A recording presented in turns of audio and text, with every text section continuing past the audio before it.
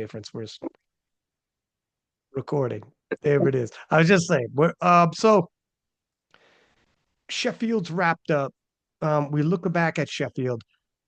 Christoph, your significant other, reached out to me after the last podcast, which was a podcast like so many people were in the DMs. Jurens actually posted in his story talking about your experiences. He's like, I had similar. I forget what nation he grew up in or was born Congo, in. Congo, Where's where? Sorry, Congo. He's from Congo. That's Congo. right. That's right.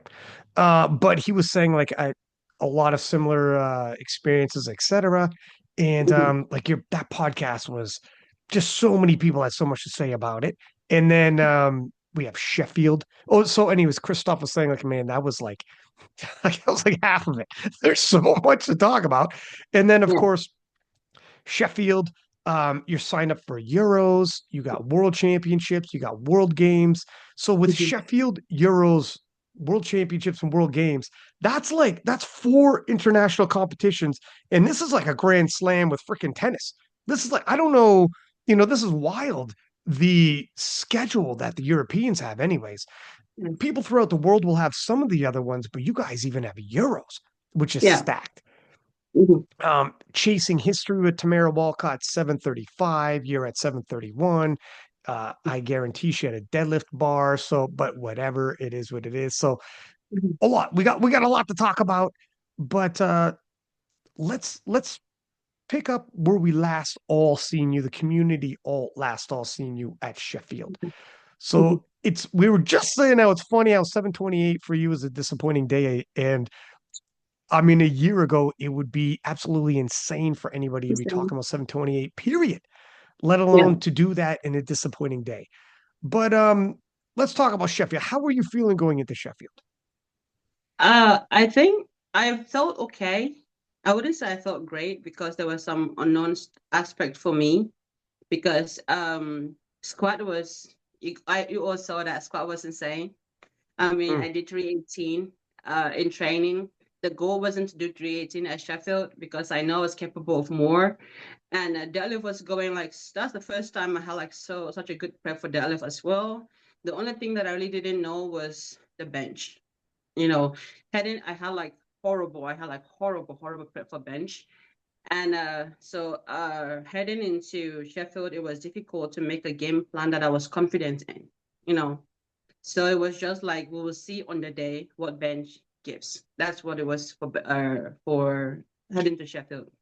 And the only goal I know was the fact that we had to do all we could to get every kilo out of the squat to cover up on the kilos we were gonna lose on bench. I was 100% sure. I wasn't gonna make that much cover that much ground on bench. So the goal was just to scrap on squat and get everything out of squat. But like the competition came around and we were there and bench for some reason I had a PR on bench, which was like crazy. I had a 2.5 kilo PR. I just couldn't understand. I keep telling everybody how I hate bench because of the fact that if I had known that bench was gonna show up like that, I would have gone safer on my squat. Oh, That no was the kidding. Yeah, yeah. thing. Well, having said that, and isn't it funny? You're talking all this about bench and bench was loyal to you.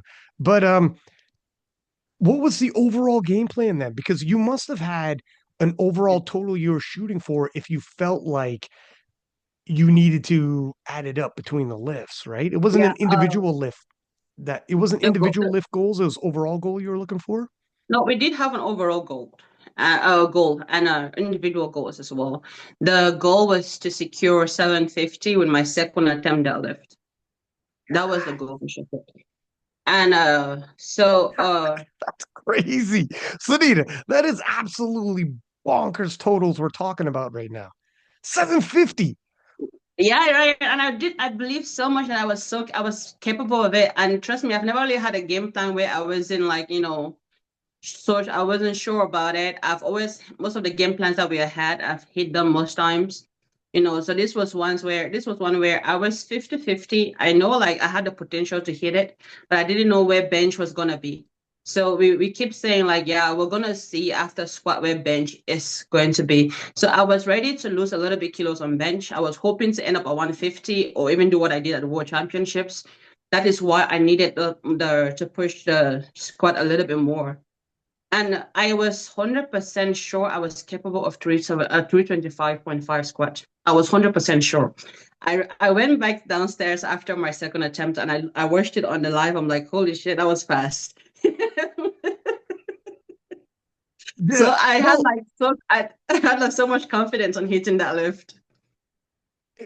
in terms of when you showed up there at Sheffield, did it feel different showing up as the reigning world champ previous compared to like previous years? Did you feel more pressure? Did you feel in terms of your feelings towards it? Actually not. Actually not. The thing is I didn't come in like being I didn't come in as a war champ. I just came in as one of the best competing against the best. I didn't come in thinking about what I just did at the world championship. I came in thinking about the potential that I had to end up top three because I Mm. was very convinced that I could secure second place according to the game plan that I had. And according to how we have, I mean, the way we looked at every other competitor, I was sure that I was going to secure second place with my second attempt deadlift. And then just hold on and see who is gonna go above it. So that was like really it. I wasn't really coming in thinking like, oh yeah, I just became the world championship, so I need to have, I don't have something to maybe prove or like feel pressured to do something. Absolutely not. I didn't even think about it for 1 minute. Really? And what about even like not only the world champion, but the strongest woman alive? Like, does that dawn on you when you show up at an event like Sheffield? Is it like a heavy crown to wear? And they say heavy is the head that wears the crown because the Uh, it's a gift, but also pressure, a burden, and it might be anyways to like live up or no. I think I love it. I really love it. I love it being, I know I have to keep up my game. It's not like I don't want it to be a one-time thing. I have to keep on my game to still be like, maintain my crown, maintain my position. But I don't feel like pressure to do that. I just know that I want to be better. So I'm working on getting better. And every time I want to step on the platform, I want to bring out, I want to be the best version of me on that platform. So it's really, I don't feel pressured at all. That's one thing. I feel like the only time where I feel pressure is when I put pressure on myself, not because I think people expect a certain version of me or whatever. It's always because like how I'm approaching stuff that makes me feel either confident or or like feel like I'm being pressured. I think that happened to me once when I was having such a bad time on squad preparing for the world championships that I was like really on my own. I mean, I was biting my teeth and stuff like that. But a majority of the time, when I show up in a competition like that, I just think about the possibilities and the potentials that I have and that I can really bring onto the stage. So I've never really felt the pressure. I was really calm at Sheffield more than I was at the World Championships. That's one of the funny part. I was like, I love the Hmm. crowd. I love that it's bigger. For some reason I think I live off that energy, and so I was just very confident actually. When it comes to the squad, I wasn't nervous. I wasn't shaking like I was at the World Championship. I was very, very confident. But I think maybe it's because I thought I had nothing to lose. Hmm. Really? So I mean, Like, yeah, sorry, yeah, expand on that. That's interesting. I think coming in with the mentality, the fact that I am in the World Championship, I don't see Brittany as I didn't see her as she was gonna. I mean, that as a battle I have against her. That was what I was last year. I was going for to place as low as is it low or high? Where you're going on. I don't know. To get a lower number as possible. But I know that I had to, battle against Brittany also because we were like two big competitors from the 84 plus and we had just had a battle at the world championship and now we have to battle each other again.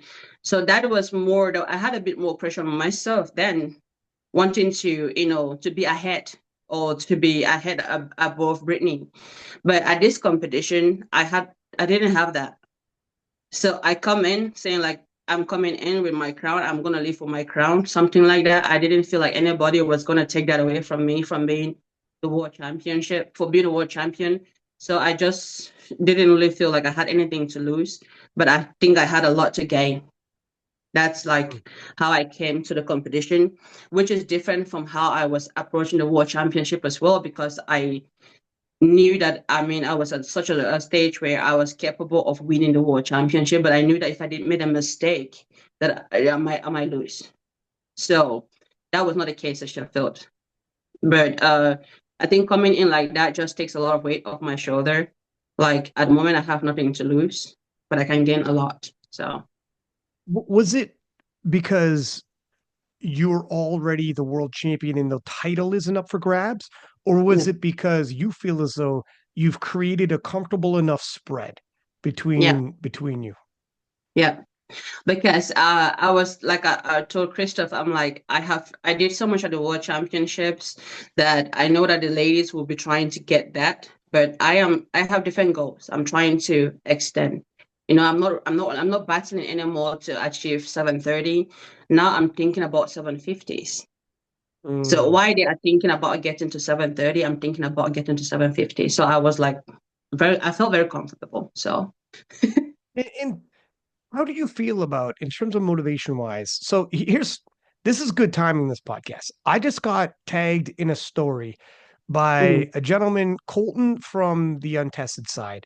yeah. And he was mentioning actually, I think Christoph even replied to that story, but he was mentioning how he doesn't understand the how some people want to compete, air quotes, Mhm. against each other and settle for like winning by 2.5 kilos. And he's like, I would rather just show up without competition necessarily and just drop the hammer and see what my body can get out of it. Just by only by doing that can you fully just drop the hammer, not worry about potentially losing. Now, Yeah. for myself, I got a whole bunch of opinions on that in terms of the overall sport if every scenario was like that.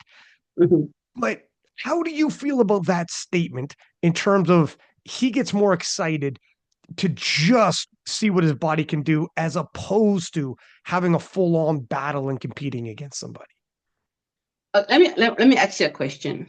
Coming to Yeah, Sheffield, were you more excited about seeing me reduce 300 kilos or see what I can add on 300 kilos? 100% what you can add on to. So that's the case. I feel like for me, I am more into going in and showing the world like what are the potentials, what are the possibilities are, and creating moments. That is what I'm really big on. Creating moments where I know that are gonna go down in history, than saying like I just wanna hold in and win as close as possible. Because I feel like every time I have a competition, I'm unlocking new gears, like there are new doors I'm unlocking, and they're like, oh, there's so much potentials. Do I know where it is gonna end? I have no idea. Until I get there, every competition that I have to pick for and prepare for, I'm gonna come up like do what I think I need to do. Just because I mean, like I said at the World Championship, people thought I shoot myself on the foot and saying that I'm not gonna be able to redo what I just did at World Championship at Sheffield. And I was like, I took that as a challenge. Hmm. I'm like, okay, let's see. I not that I have anything to prove, but I already knew that I had more potentials than what I did at the World Championships. So all I knew is the fact that I just need to keep training and keep getting better. So when it comes to it, I plan on going 9 for 9. Majority of the time, it's not like, oh, okay, let's see where this person is, and then maybe we don't need to do an attempt. At the World Championship, I didn't have to do my last two deadlift. I didn't have to do those. I mean, but in general, I had my goals to go 9 for 9. That was it all comes down to every individual, anyways, because I really feel like for me, I show up, I create a moment, and that is every time that I show up, that's what I want to do, because at the moment, I am in such a place where if I do my third attempt squats, there's a big stretch, there's a big gap between me and the person and the silver or the person behind me. So do I like just go like, okay, I'm gonna do what I have on deadlift or just open up and then call it short? No, really, I don't find that impressive of myself. So I want to have a competition where I come back and I look at it, I'm like, yes, I Yeah, did that. it's well, first off, when you were talking about, remember at Worlds, and you were saying like the goals to go 9 for 9, have a big total, and some people were saying, it's going to make Sheffield more difficult. However, Mhm. we've had these conversations where tomorrow is not promised. To Yes. say that, Hmm. you know, well, at Sheffield, what? Look at Duran showed up at Sheffield as well. Endurance struggled for other things, right? Like things will pop up and Hmm. it might not even be on the table regardless, anyways. So Definitely. you showed up at Sheffield, things didn't go the way you wanted them to go, and Yeah. Worlds was the bigger total regardless. Imagine you didn't do Worlds. Imagine you didn't drop that hammer, hit 731. Now you will Mhm. have never been into the 730s. And you would have quote unquote saved it for Sheffield. But things Mhm. happen at Sheffield. Things happen on the Yeah. way to Sheffield. Yeah. You're not guaranteed these opportunities. So while Tomorrow is I mine. totally get it, like I Mhm. understand if someone does the calculated risk of holding back Yeah. a bit at Worlds if they can, and that's not always the case. Sometimes you don't have a spread on people to even be able to do that. But Mhm. if you're lucky enough to be in a division where you could hold back, win Mhm. Worlds while holding back, I wouldn't be like that's a bad decision. But on the flip side, I also wouldn't be it's a bad decision if someone's like, look, with all due respect, Mhm. I don't know what's going to happen in the next 6 months. I don't know what's going to Mhm. happen. I'm gonna make hay while the sun's shining, Yeah. and freaking drop the hammer and try to make history while I can. Because every Yeah. single time I hit that platform, God knows if it's going to be my best day, and that's the fine. That was the day. And Taylor Yeah. Atwood talks about it. There was a couple times he held back and was like, thinking I'll hold back and I'll hit it at a later time. That later time never came, by the way. Never can. It Never doesn't always can. come. And he's still chasing Yeah. that later time now, all these years later. It's Mhm. not always there for you. Yeah, it's like for example, there are a lot of people that held back at the World Championship and showed up at Sheffield and was not able to even, get close to the record. Uh, so it's for me, it always comes down to the fact that tomorrow is not promised. I grab the moment and I make the best out of it. That is just how I lift, and that's how I also compete. So I am not gonna go to the World Championship for my personal side of view and sandbag the World Championship because I want to win Sheffield. I just want to do what I can do. The World Championship is still the World Championship. I don't want to take away from that and then try to prove that I'm in best at Sheffield. It's I don't really, Sheffield is amazing, but it's like if I win Sheffield, if I tell somebody I won Sheffield, they will ask me what is Sheffield. They'll be like, I'll have to start explaining and all that stuff. But if I tell someone that I won the world championship, they're gonna ask me in what sport. Yeah, yeah, yeah. Yeah, say less. They know exactly what that title means. Yeah, I got you. So I just really don't feel like World Championship is a place where I will go there. And the only time where I feel like I don't want to push too much is because, like again, the World Games is just 8 weeks out of the World Championship, and so it's gonna be in between the preparation for the World Games that I have to participate at the World Championships. I am a super heavyweight. We all know that the turnaround is a little bit. We need some time to have that turnover. So I cannot pick for the World Championship and pick for the World Games. It's really like not possible for me. And all the it comes down the amount of weight that I lift, the squats. I mean, it's not easy because I have a lot of struggle, uh, hormonal struggle. I would say stress on my body and all the stuff when I lift this weight. So it's not always easy to do. So I try to like, limit amount of time I pick in a year and all the stuff. Like at the moment, I'm just trying to maintain from what I had at Sheffield because I feel like I had so much potential at Sheffield and I wasn't able to bring that on the platform. So I just want to maintain and it's going okay, maintain to Euros.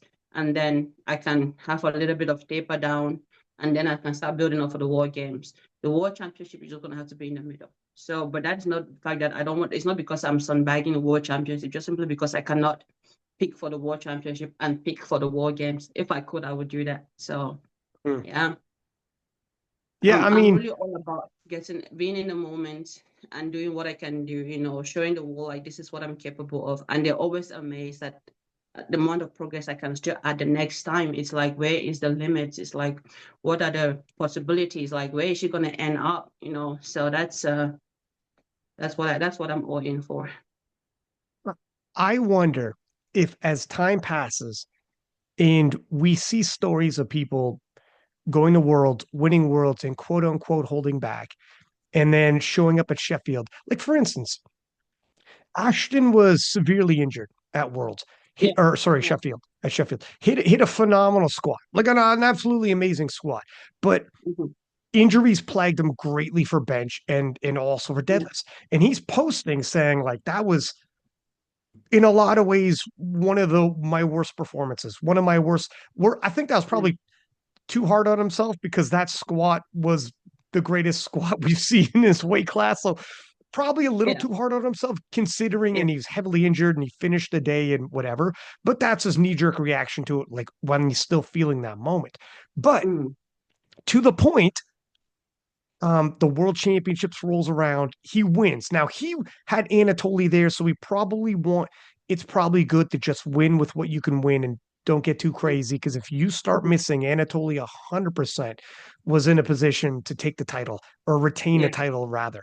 mm, But if you just look at if it wasn't that, if it was a case of hold back, even though you could win by a crazy spread, mm, that would be a core right there. Gerrans, Ashton, their totals at Worlds and performances at Worlds were much better than they could get at yeah, Sheffield yeah, due to injury or whatever might pop up. yes, I yes, wonder if people see these things and it becomes cautionary tales when they show up at Worlds, mhm, even if they think they can win by a spread, and there's a consideration there to not to save it for Sheffield. I do wonder if more and more people start seeing how life actually plays out, and yeah, you got the greatest plans and it's all up, up, up, up, up.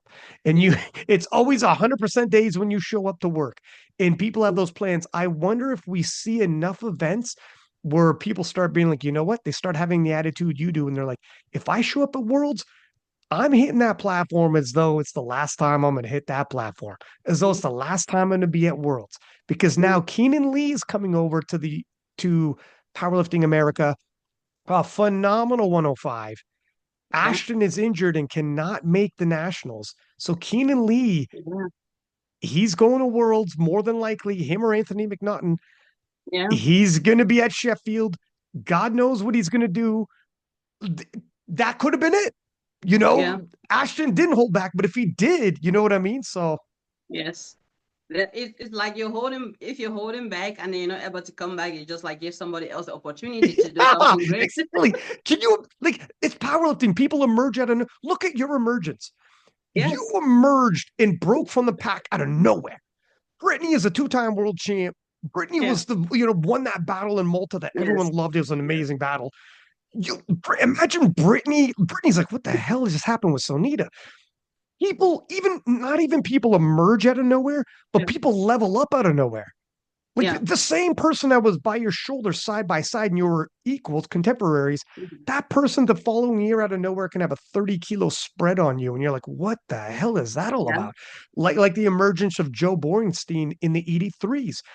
So I don't know, I think as time passes, we might see more people with the same attitude that you do in terms of Worlds and yeah, Sheffield and be like, I'm gonna yeah, I'm gonna do my best at both. Thank you very much. And yeah, because I don't know yeah. what's gonna happen.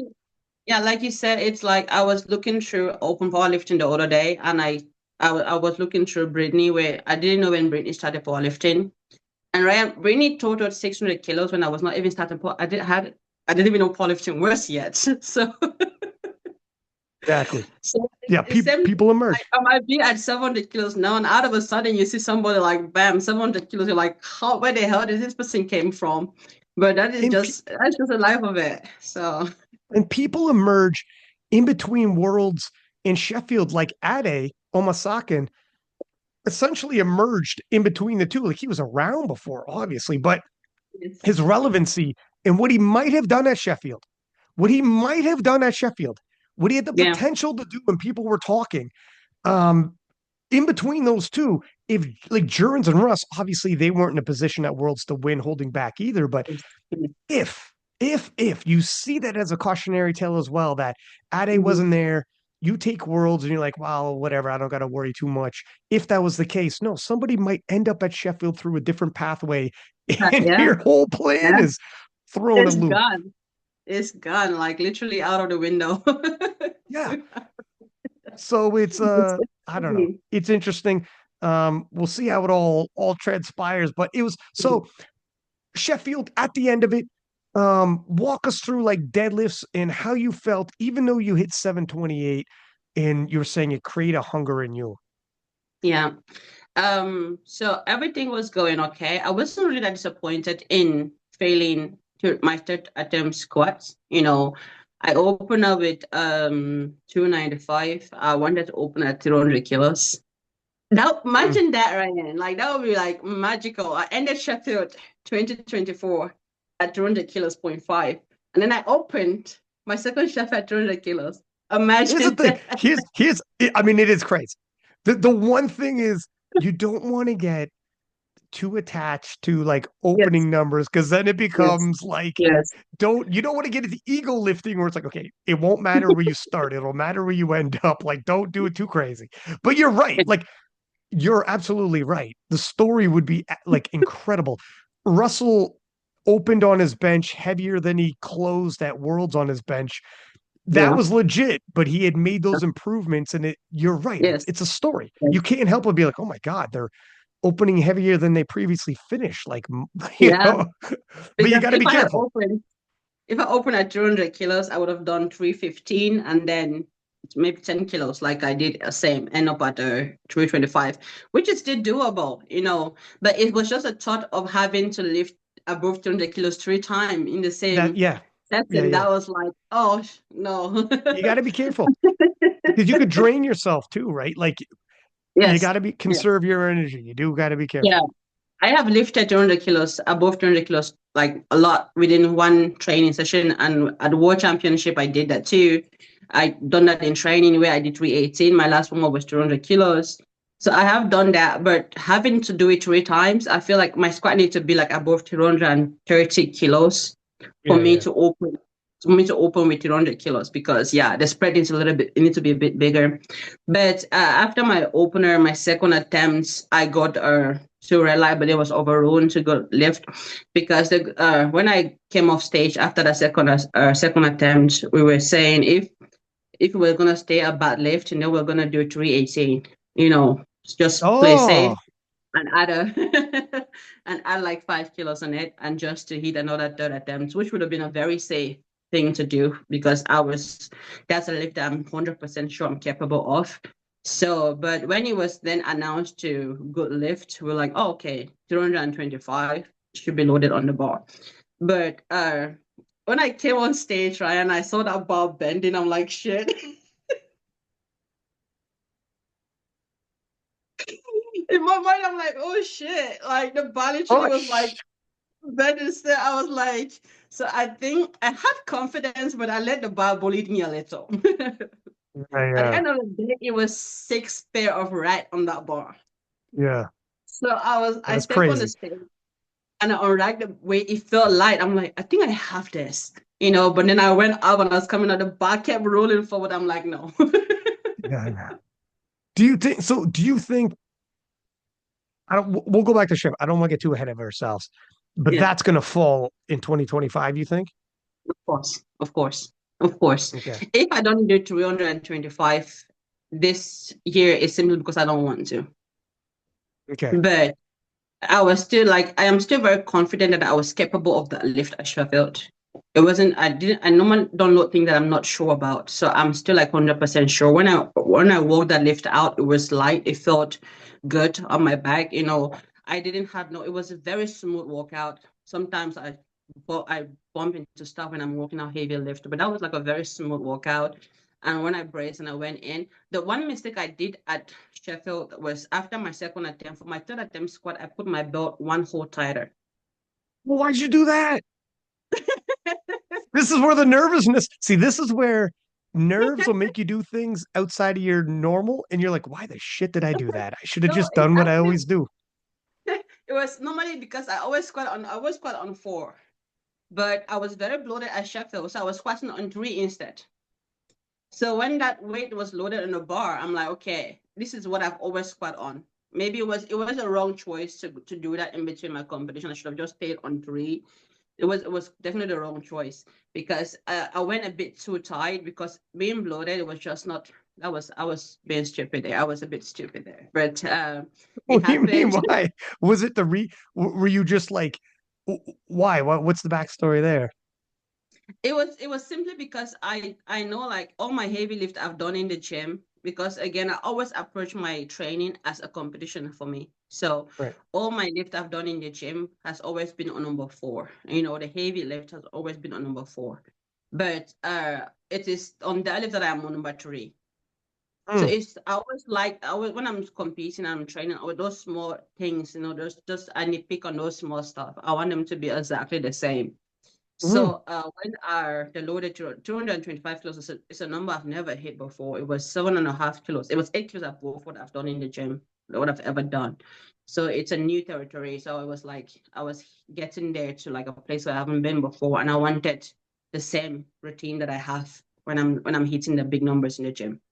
So that was like just the case where I was like, okay, I'm gonna go back to my number four, even though I'm bloated right So now. that actually makes sense too. However, um, if yeah, like, I guess it would really trip me up too, because if you are like, no, this isn't normal day though. I feel. Why do you think Yeah. you felt bloated? Did you eat more and prep for this, thinking I'm going to Yes. need to be? Yes. Yeah, yeah. It That all is adds up, something right?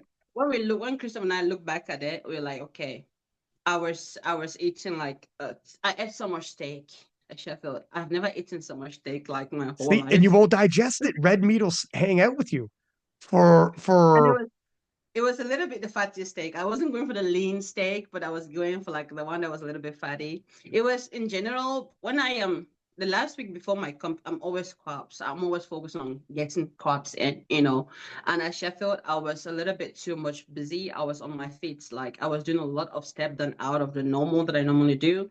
And then again, it was just eating like a lot of stuff with a lot of fat in it. So I think it all came down to how I felt on the competition day because within that week, within 3 weeks, I gained 3 kilos of body weight. I left home going to Sheffield. I was wanted to see. see. So, and you know what? Um, in like 120 plus and 84 plus, people would be like, whatever, just eat as much as you can so you have the I know. calories. It doesn't matter. I know. However, yeah, no, it will affect your performance. You still Yeah. do need to like, do you have a nutritionist or do Yeah. you do okay? I'm working with since I think I started working with Kedrick since November or December because I was like, I looked at my year calendar. I'm like, this is crazy. If I have to do all of this competition and I have to stay healthy, and I need to make sure that everything's optimal, my nutrition, my recovery, my trainings, and all the stuff. So I reached out to Kedrick to become my nutritionist. So we worked. The thing is, we were working to cut down a bit on body weight to be like below 130, but because of my shoulder, it was going right because I did gain some weight after the World Championships. I was going quite well, but then with my shoulder not really reacting well to anything else, we were like, okay, let's just try to make sure that we're hitting the protein in and hitting the amount of carbs we need to hit, and then just make sure that we're getting enough work in for my shoulder, for my bench as well to get better.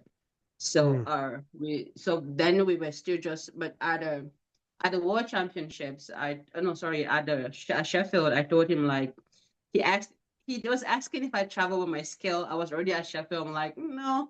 The thing is, I have never really had to work with the nutritionist before. I've never actually had to cut. I don't know how. I've never tracked. I cannot. I don't know how to track my food if I am on vacation. If I'm not home, if I don't have to cook for myself. I really didn't know how to do any of those.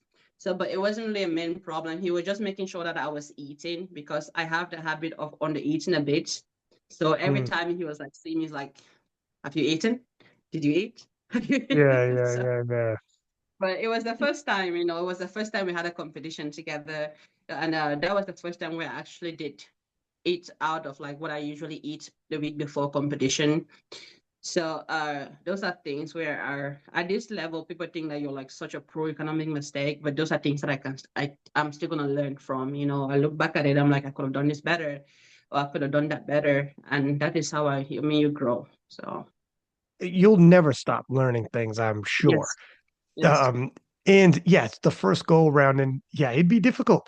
It's I don't think people necessarily even realize, just even, and I'll be honest with yeah, you, if I was in that scenario, I probably would also tell myself, I am on notch 4 when I do this. I'm always on mm, notch 4. This is what I'm used to. I should be yeah, on notch 4, because heaven mhm. forbid you get under that bar and the belt is too loose. Imagine it No, was too loose and you brace against it and you're like, oh shit, it's not feeling as snug as I'm used to. On the biggest weight of your yes, life, you feel that, like that yeah, would, you get to the hole and you're like, that'll freak you out too. So I totally understand why yes, you would have done it. yeah. Yeah. So that was just the case. It was just in the moment, and I was thinking back about how I've been training for this moment, how I've been training, preparing for this lift. I'm like, okay, get this. Let's make sure that we have. I mean, I give myself the best. I mean, the best chance on the platform, having my belt as tight as I normally do. And yeah, I mean, I didn't think anything could go wrong from that moment. I wasn't thinking about anything that could go wrong. I was just very confident that I was gonna have my lift. So, Mm.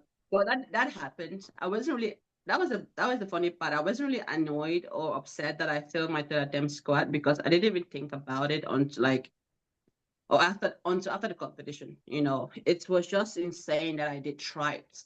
That I loaded that weight. That is heavier than the equip record, right? And the equip record in the IPF is, I think, 222.5, I think. So that was like 3 kilos above the equip record. I was working This it is out in sleeves. crazy. You want to hear something cute? You know what's cute? Remember when you were on the podcast and you go, hey, um, if I squat 700 at Sheffield, can I come back on? And I was like, Sunita, you're the strongest woman in the world. You can come, you're coming back regardless. And then I was talking to someone in DMs who always listens. And they go, yeah, I'm doing a podcast with Sunita next. And they go, but she didn't squat 700. Joking, because it was so I'm funny when you sorry, said guys. that. It I'm was sorry. so funny when you said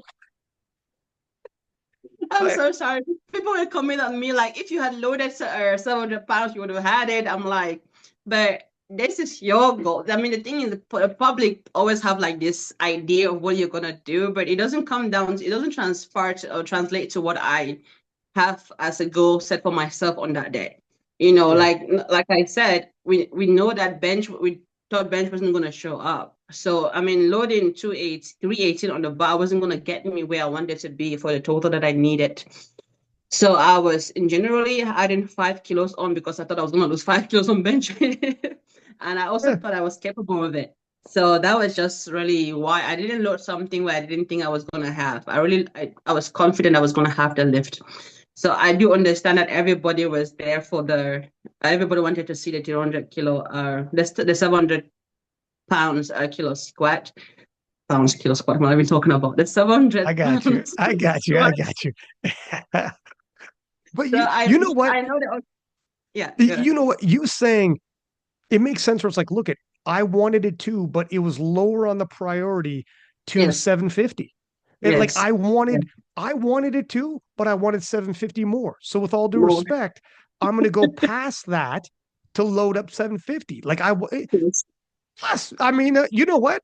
I'll tell you what, if you hit 700-pound squat, but you finish with 735, or you went for a bigger squat and finished with yeah, 750, and that's on the ballpark, like for sure, take 750. yeah, 50 is definitely the total. We're here for totals. So I yeah. get it. I get it. It makes sense. So I'm and sure you'll also get it all in time. yeah, yeah, that's one thing. I mean, if they don't really know what's is going on in your mind and all this stuff, they just have like this. I mean, what they expect. I mean, you cannot stop anyone from thinking. When they come there, like they're paying their money, they're wasting. I mean, not wasting their time, but they're spending their time, money and time to be there, and they need to think what they have to think to make it all excited in their mind. So I'm okay with that. But in generally, it was like I apologize to everyone that expected or was hoping to see the Oh, 300, and Don't worry. 18, but they already saw it. And I did it in the gym, so enjoy that for now Exactly. Yeah. until I do it on the stage. Keep enjoying that one for now. So, Yeah.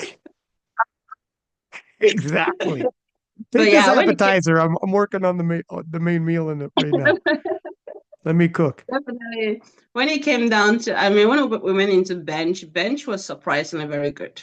You know, I had thought we're going to open at 140, and just push and see where we ended. We end because if I open at 140, the thing with bench is the fact that I really didn't know because I had problem with the elbow and my shoulder, and that is something that I was going to know after squat if I was in pain or not because it's really something I couldn't tell. I did a taper down. My taper down was good. I wasn't feeling that much pain in it. But again, it was going to come down to how it reacts after the squat. So after the squat, I was like, oh, I'm feeling good because we were on ibuprofen and aspirin, I think. So we were like, I was overdosed on those. So I was like really numb to the pain. I wasn't really feeling no pain. So when I was warming up a bench, I'm like, okay, this is actually moving well. So we were like, okay, well, let's open at 145. That's when we took my opener.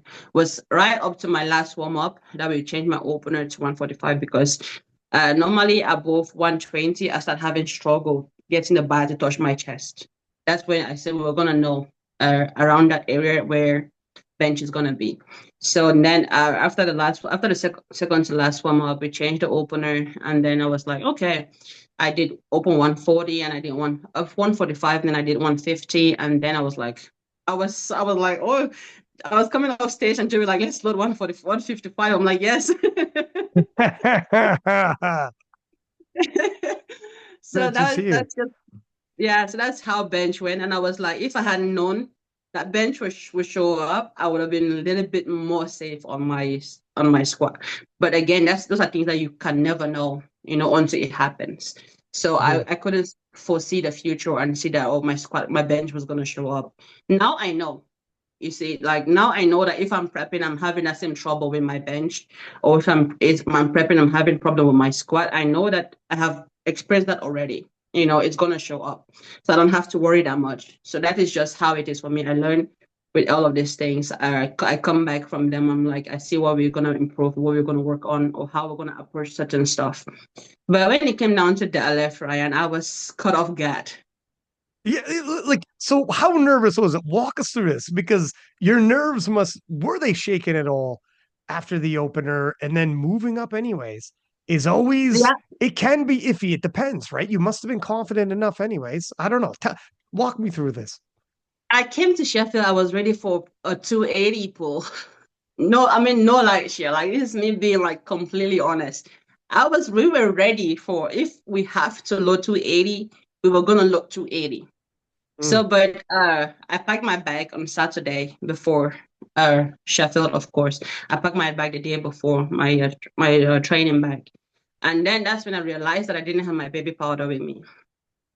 The thing is, people underestimate this so bad. If I wish that I don't know if I brought it back home with me, the one I bought at Sheffield. It wasn't like I put it on my body and I'm trying to like, rub it around and it just clots together. But at Mm. first I didn't think much about it. So I just like Christoph was just like putting everything on my legs. And Yeah. then I went on the stage and I moved that bar and I was like, holy shit. It made 255 worse than I would do it without baby powder at all. Yeah. Who gave So you that I baby powder? Was it Brittany? no, I bought it. Was Brittany like, say less, girl? I got some baby powder for you. I don't know about this, Anita. No, when we realized that we didn't have any, we went to like a more shopping mall. What I don't know what it was. It was like a shopping center where they had like different department in it, and we went up. Crystal went up and got the baby powder, and it's the formula is really not right. It wasn't really Mm. right. It was really one of the ingredients was cornstarch. So I'm like, See, I've man, never used cornstarch baby Christoph powder was in the before. food. Christoph was in the food section. You should have been in the baby powder. He's, I got flour. I got flour for bacon. It's, You do what When you I, got I'm to do. I'm gonna go to Sheffield in ending of March, and I'm definitely gonna buy it and show people exactly what I was using Yeah. because people really don't understand this. So when it came down to that, I was like, I was really caught off guard. I didn't expect that at all. So I was like, first I was like shocked, and then I was like, I didn't even know how to react. And then we went on. We were like, okay, let's. At that moment, I was like, oh, well, it's either this or nothing at all. So I was like, I'm just gonna load. That's when we saw where we were on the, on the board, and then we were like, okay, we're gonna attempt 260. But right, this is a lift that I've done in training. I did 260 for triples. I've done 260 for this in this prep. I've done 260 for doubles. I've done 260 for triples. I've done 270 for doubles. Not the best 270s, but that was after 280. So I had a good deadlift prep. So I was just in my mind. I'm like, holy hell, what is happening here? So we loaded 260, and I was like, when I logged that out, I'm like, this is not logged. Okay, so when you did it's just not what? Like, oh shit, I hope I get this. So if you see the video, when I saw two white and one red, I did like a cry. I was like, oh my god. Yeah, like the powerlifting gods have shined are smiling on us today. I'll take it. I ain't looking back. But Yes. when you missed your opener, first off, that's very honest that you are. Yeah. It's refreshing how honest you are, but you always are. But when you miss your opener, were you apprehensive to moving up, or were you like move up regardless? Like what were you thinking in terms of that? Because did you have bigger goals, or you're like, no, I would rather risk it because it's always risky. Yeah. The thing is, at the end of the day, I think I was just risking it. I was like, yeah, at this moment, I uh one thing that people don't understand for me is I'm not really going to Sheffield because of just the money. Because if it was just the money, I'll be playing or, taking all the safe attempts, just making sure that I hit what I need to hit and all the stuff. I am more into creating the moments. That's for me, that's one thing that I wanted to do. Like I told you before, I wanted to push 700 kilo. It was kilo. Did a mistake there. I meant the 700 kilo total. I want to push it. I want to push the 700 so far that I don't longer find the 700 kilo total that impressive. That's what I meant last time. And that was just what I was trying to do. Yeah, I So mean, yeah. So go on. yeah, so when it came down to doing what I had to do to just hit those numbers, I wasn't. It was for me. It was just like I'm gonna risk it all. It's either I make it or I don't, and then I go home empty-handed, or I put a big total up. So I was just thinking more about the total. Mm. And so, yeah, I mean, look, it's Sheffield. Everybody's there. It's like I know what you mean in terms of chasing moments. Why Yeah. not chase a moment of all places at Sheffield? Kind of like you were saying Yeah. before, where you don't, tomorrow's not promised. Let's go. Let's put Promise, our chips into the middle. And you, regardless of what happens at Sheffield, you go in the world champ, you leave the Mhm. world champ. Yeah. You will still be the world champion. Yes. Yes. I feel like I can only lose my title at the World Championships. That's how I feel, really. If anyone total above me at Sheffield, it's okay, but I just feel like I can lose the World Championships only at the World Champion when I go against someone and I lose there. That is for me where I know that okay, I lost. But if it is something else than the World Championship, I really don't think that I will feel like I lose the World Championship because I still stay the World Champion. So And now that, so Sheffield being complete, looking back, 728 still a monster total, but you feel like you've left kilos on the table and you have something to prove. a lot. When it came to my third deadlift, I did ask Agatha for baby powder. Okay, did you? Okay, okay. Yes. So Agatha had already used her baby powder, and I'm asking the coach like, yeah, we are done anyways. You can take the bottle. We're done because she'd already put it on her leg. She didn't need it anymore. So I had to clean my legs and then Yeah. reapply Agatha's baby powder. And that is, for me, 100%, I feel like my 260, 7.5 was way better than my 260. When the weight got to my leg, the thing is, I knew at the end of the day, those small jumps that I already made, it was gonna fuck me up anyways. So I was like, okay, it's not ideal because you don't make that much, you don't cover that much ground when you do those small jumps on any lift. So I was just like, okay, we're gonna see what we can still pull because Joey and Christoph did ask me like, see, if you do 265, you're gonna break the world. This is again, you're gonna understand my point about chasing moments. If I do 265, I was gonna break my total record, which was gonna put me at I think was gonna put me at something at yeah, no, yeah. But if I do 267.5, I was gonna break the untested world record. Oh, yeah, yeah, yeah. Which is amazing. You'd be the strongest woman of all time then, not just alive, but ever. Yes. Yes. Yeah. So again, I was chasing that moment of breaking that untested record as a tested athlete, not even Mm. having to put on a deadlift bar. So that's what I choose. They gave me the option. They're like, these are the two options. You can either choose this or you choose that. And it would have been better if I did 265. Of course, I think it would have been way better than 267 and a half. It would have maybe looked a bit better or more convincing to the judge and the referees. But I chose for that moment that I wanted. So Well, I mean, yeah, first off, I totally understand that. And so doing those kind of jumps at deadlift wasn't the plan, and you kind of got stuck in that due to missing your opener and yes, and then the second being shaky in your mind's eye, like, oof, that could have went yeah, either way. So you're like, look, we're kind of, I would not have wanted to be at deadlifts being so clustered in kilos together, but well, this is it. This is sports. yeah, You come in with certain plans and you yes, gotta you gotta call audibles while you're playing. yeah. Because the goal was to do 270 for a second attempt, open with 255, and then jump to 270. So that was the main goal for the day. So Mm. the third attempt was just going to be dependent on how the second attempt moved. So everything was just not right. It just didn't feel right. I mean, it wasn't good. I'm not gonna sit here and be like, oh, I mean, would I have been able to do better if I had maybe the right stuff with me, if I was more prepared? Possibly, yes. But do I regret the moment? Absolutely not. I just learned from it and I move forward. So, Yeah, I mean, and you so did. I just carry my disappointment to the next competition. Well, like they say, redemption is one competition away, right? Yeah. Speaking of, so this is a rather quick turnaround though, for from Yes. Sheffield to Euros. How are you feeling? How is the body feeling? And what are you thinking about the plan for Euros? So normally the plan for yours was to do what I just had to do to win. Like I've done the past 2 years. I've done the past 2 years. I just went there. He did what I needed to do to win. Last Euros, I was in March 2024. Was like literally was closer than this one because Sheffield was in February. And so after Sheffield, I think I had like 3 training sessions before I went to Euros. Yeah. Sorry. But this It's one quick. we had like 7 weeks to prepare.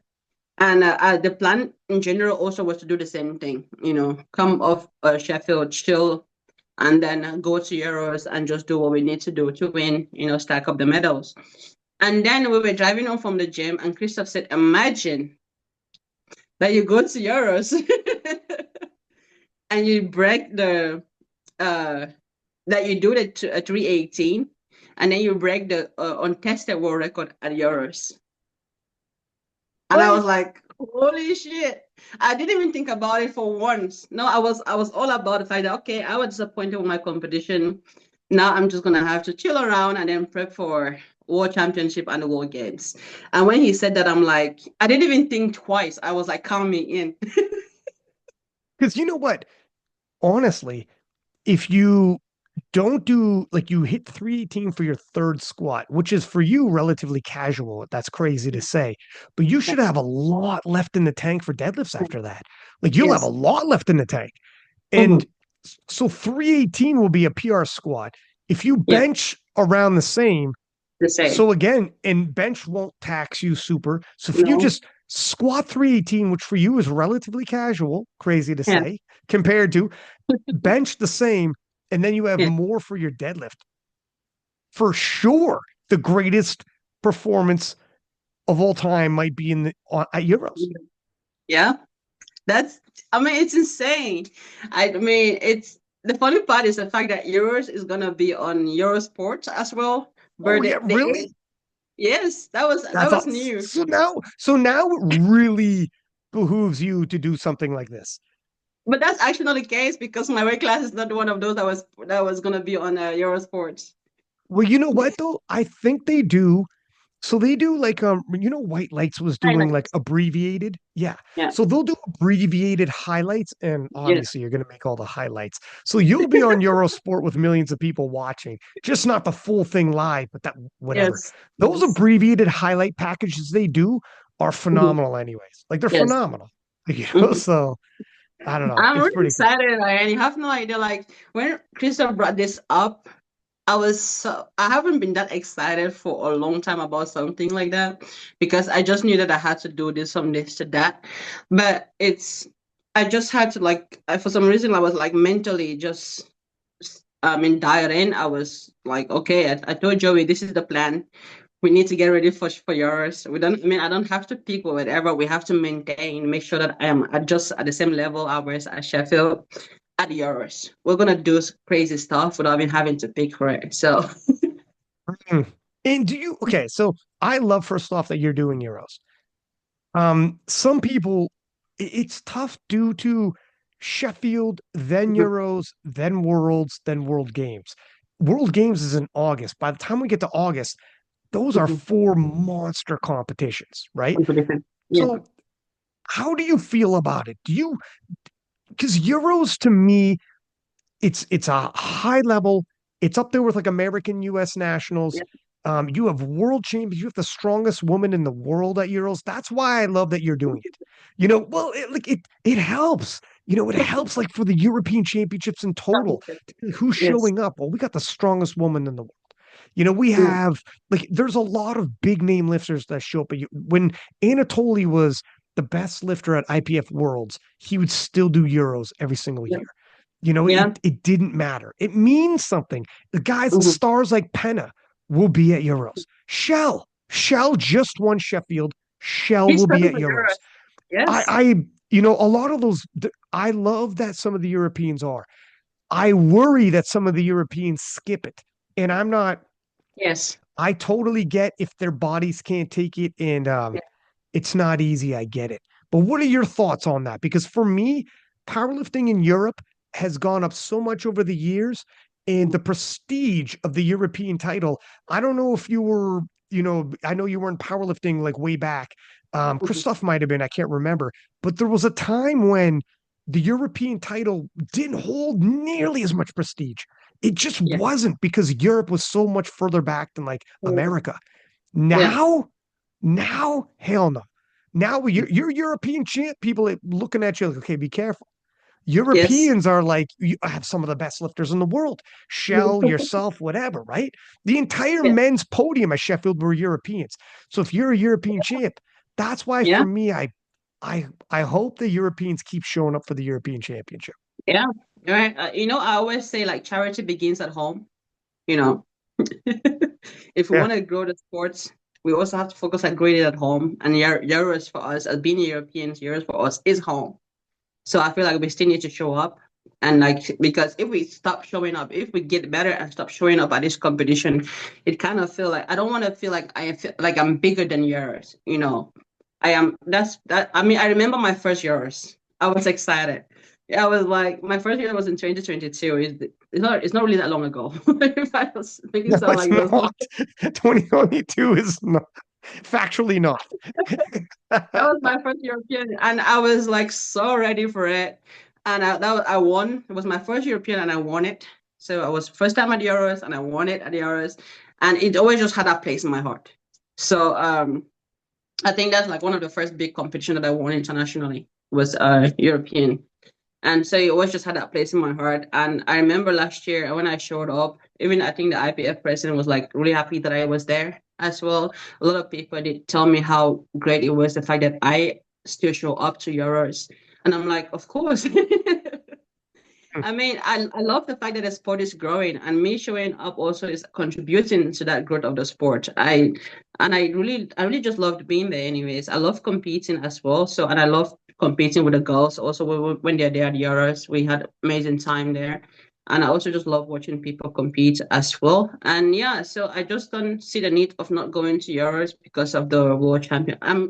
I am in a good position. I'm such in a good position where, even given some circumstance, I don't even have to pick for Euros. I am in that position. I am blessed to be in that position where it just feels like we go there and we do what we need to do to win. We don't even have to do all the lift. We don't even have to do 10 attempts or whatever, but we do what we need to do to win. But again, also it's you have people tuning in because I'm at Euros. So I just like the fact that we can us being I mean being at the level that we are at the moment, like Kill also is showing up, is good for the European powerlifting championships. So it's really it motivates a lot of people to still look forward to compete at the Euros. So yeah. And I love that it's on Eurosport television, millions of people. Like in terms of throwing, I use the term like throwing that net out and collecting talent for the future. You don't know Yeah. who's going to watch, flip it Yes. around on their Hmm. streaming services, and they're like, what's on sports this Yeah. afternoon? It's a lazy Sunday afternoon. And you're like, powerlifting.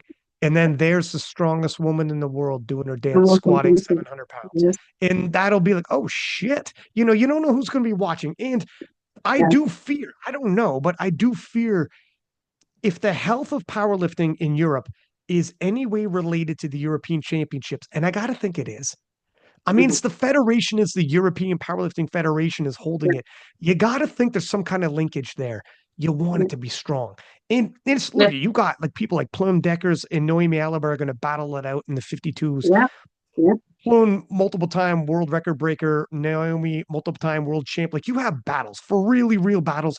Jurens is I don't know if he's at this one, but he's been at tons of Euros battling in a horo and like, this is what they do. Depending on if you're healthy or not, you could do it. And so it's not like Euros is falling off, but there is a conversation sometimes. Turbo Tiff may or may not. Leah Bab was taking some time out, but Yeah. those ladies will also be at Euros. So I'm glad it's there as an Yeah. option. And the changing of Sheffield, there'll be one more Sheffield at the beginning of 2026, but then it's Mhm. going to move to the back end, the fourth quarter of the year. That'll also, I think, improve upon the European Championships for attendance of the big stars, because Yeah. a lot of those big stars then won't have. If you're going to Sheffield, it won't be Mhm. the tight turnaround. So let's hope. There's pros and cons with whenever you move dates of these large events. There's always going to be Yes. some cons pop up, but if there's any pros to come from it, I think in Europe it's going to help out for the European Championship, but we'll see. Yes. Yes, really. That's what I hope for. So, but showing up is also motivating a lot of people to do so. And yeah, I the first time I won best lifter overall was at yours. Oh, That was the really? first time. That was the first time also in the APF that super heavyweight athlete won best lifter overall with a No. GL point. Well, So you know what? Okay, like yours was that's a place in my phenomenal. heart. So. Yeah, phenomenal. Yeah, that's phenomenal. I mean, still international. It's a Yeah. massive event. Let's not kid ourselves. Like to win the European Championship, sometimes you got to beat reigning world champions to do so. Like Yeah. Yeah. it's still a small title to collect. As well as you bring up GL points. How are you feeling about World Games? Let's talk about Worlds. Let's talk about World Games. So obviously Euros is on the table. You had said you have some goals there for Euros, which I think is going to be cool. Hmm. You Hmm. squat that 700, you might have the biggest total of all time in Yeah. powerlifting history, period, tested or untested. So Euros is going to be special. And I'm glad I got a European preview show booked. I won't announce who are the hosts, but we got Europeans Okay. on it. And I'm Okay. glad you gave me this information to throw out there to get people hyped for the European Championship. But looking at the World Championship and looking at World Games, two different events judged differently. Hmm. World Games, of course, on GL points. World Championships, of course, on kilos. Hmm. What are you anticipating for both of these events? I think I am in a position to win my category. I think going into the World Games, I'm maybe the favorite because I have a higher GL than the other ladies. But I'm not calling it. I'm not like sleeping on anyone here because I just know that they can also show up and be right there. But if I pick for World Games and I'm in a good shape, not hurt, whatever, I'll be giving Agatha. I mean, Agatha's gonna be there for the first place overall, but she shouldn't sleep on me either. You know what? How phenomenal would it be if the strongest woman in the world also wins world games outright? What are your GL points? Both of your GL points. What are they No, right now? Agatha's way far ahead. I think she ended up like 130 at Sheffield. That's crazy, but it's not unreachable for me. So if I look at my future, it's not unreachable, something where if I want to, go all out at war games. And I really think that I am capable of being right there head to head with Agatha. So That'd be it's freaking. It's something to look it's forward to. crazy. It's Yeah. crazy being a plus heavyweight and being like um I think to hit that it's around 760, 770, depending on what body weight I'm gonna be at. Um, okay, that is a huge It's number. Hold on, insane, it's a but you're throwing around crazy numbers. You're throwing around crazy numbers. What are we talking about here? 800 kilos by next Sheffield? What is going on right now? but that's my goal. If I Is it? if Yeah. I if I want to continue in that plus heavyweight, the ultimate goal for me would be to hit head on 800, you know, and then I can take out my belt and I leave it on the stage and I walk away. I'll be like, Would that be okay? First off, I did I'm that. picturing, I don't know if you were there for it, but when IPF magazine was still a thing, they had Brett Gibbs on the cover. This was in the 83s. Now it's hilarious because Joey B is chasing 900 kilos. But at one point, they had a picture of Brett Gibbs on the cover, and in the background, 800 in big numbers. And it said 800 in the background because he was chasing 800 kilos. Yes. That's what I picture with you right now is a picture of you in the background, 800. And what the cool thing is when you chase something big like that, even once you just throw it out there, like you just Yeah. did, it makes everybody excited. Like, did you hear 800? Can you imagine? 800? Can you imagine? And it Yeah. makes people imagine. And once you start talking like that, all of a sudden, everyone else in the 84 plus or whatever start thinking like, no, this is how we Thank have to you. start thinking now. This is how Yes. we think Yeah. now. Just like Shell in the Yeah. 66s, Yeah. also 800, ironically enough. Yeah. And all of a sudden, all the other 66s are like, no, we need to start thinking bigger. Agatha, Yes. Agatha, like, you think 600 is cute? I Agatha's love like Agatha. running with it. And now I everyone love else her. is like, yeah, She's like the best example of saying like your limits are in your mind, dream bigger, dare to dream bigger, and then you're gonna be shocked, you're gonna be surprised what your body is capable of. That is just I mean what we do. So I don't like putting limits on myself. I aim for what people think that is not possible. why not? You've already done, look at, it's not like if you chase 800, if you only get 770, it's not like, well, you know what I mean? Like, it's crazy. Like, no one's ever done it. So you might as No, well. You might as no. well. You're already laughing. It's crazy. I mean that I sometimes I do sit and do the calculations. I do sit down and be like, what do I need to hit 800? I have done that. I am sorry. Really? So, like, you know what? You're such a power lifter. Every power lifter does this, huh? Sits down with a big number. What do I need to hit this big number? And every power lifter has done this. Not relatable to 800, but but Yes. but but their own. So what are we looking at? What do you think it's the numbers that add up to your 800? I do think we did the calculation. It was around if I'm not mistaken, 345 kilo squats. That is not crazy. That is for me, that's actually not crazy. And when You I hit passed it, 325. I tell you what, you hit 325 this year. I mean, considering the jumps you've made. see, it's not really crazy. That's the funny part. Like I believe when I do all the numbers, my squat for me is more like, oh, I can actually achieve that. Yeah, yeah, yeah, And for then the sure. bench, the bench should be somewhere around 165, but I think that I can get to 170 at a certain point when I get to like the shoulder needs to be healthy. I really do think that I can get to 170 when it comes to that point where I need to hit 700, 800 kilo total. And then deadlift should be somewhere around the 285. Actually, you know what? And that's it. I'm not calculating, by the way. So that's your 800, because those numbers aren't that crazy now that when you say it, No, no, because you did 155 on, like you were saying, a so-so prep. yes, Like yeah, that wasn't even a phenomenal prep for you for bench. That was a no, so-so no, no for prep, bench, and you no, hit 155.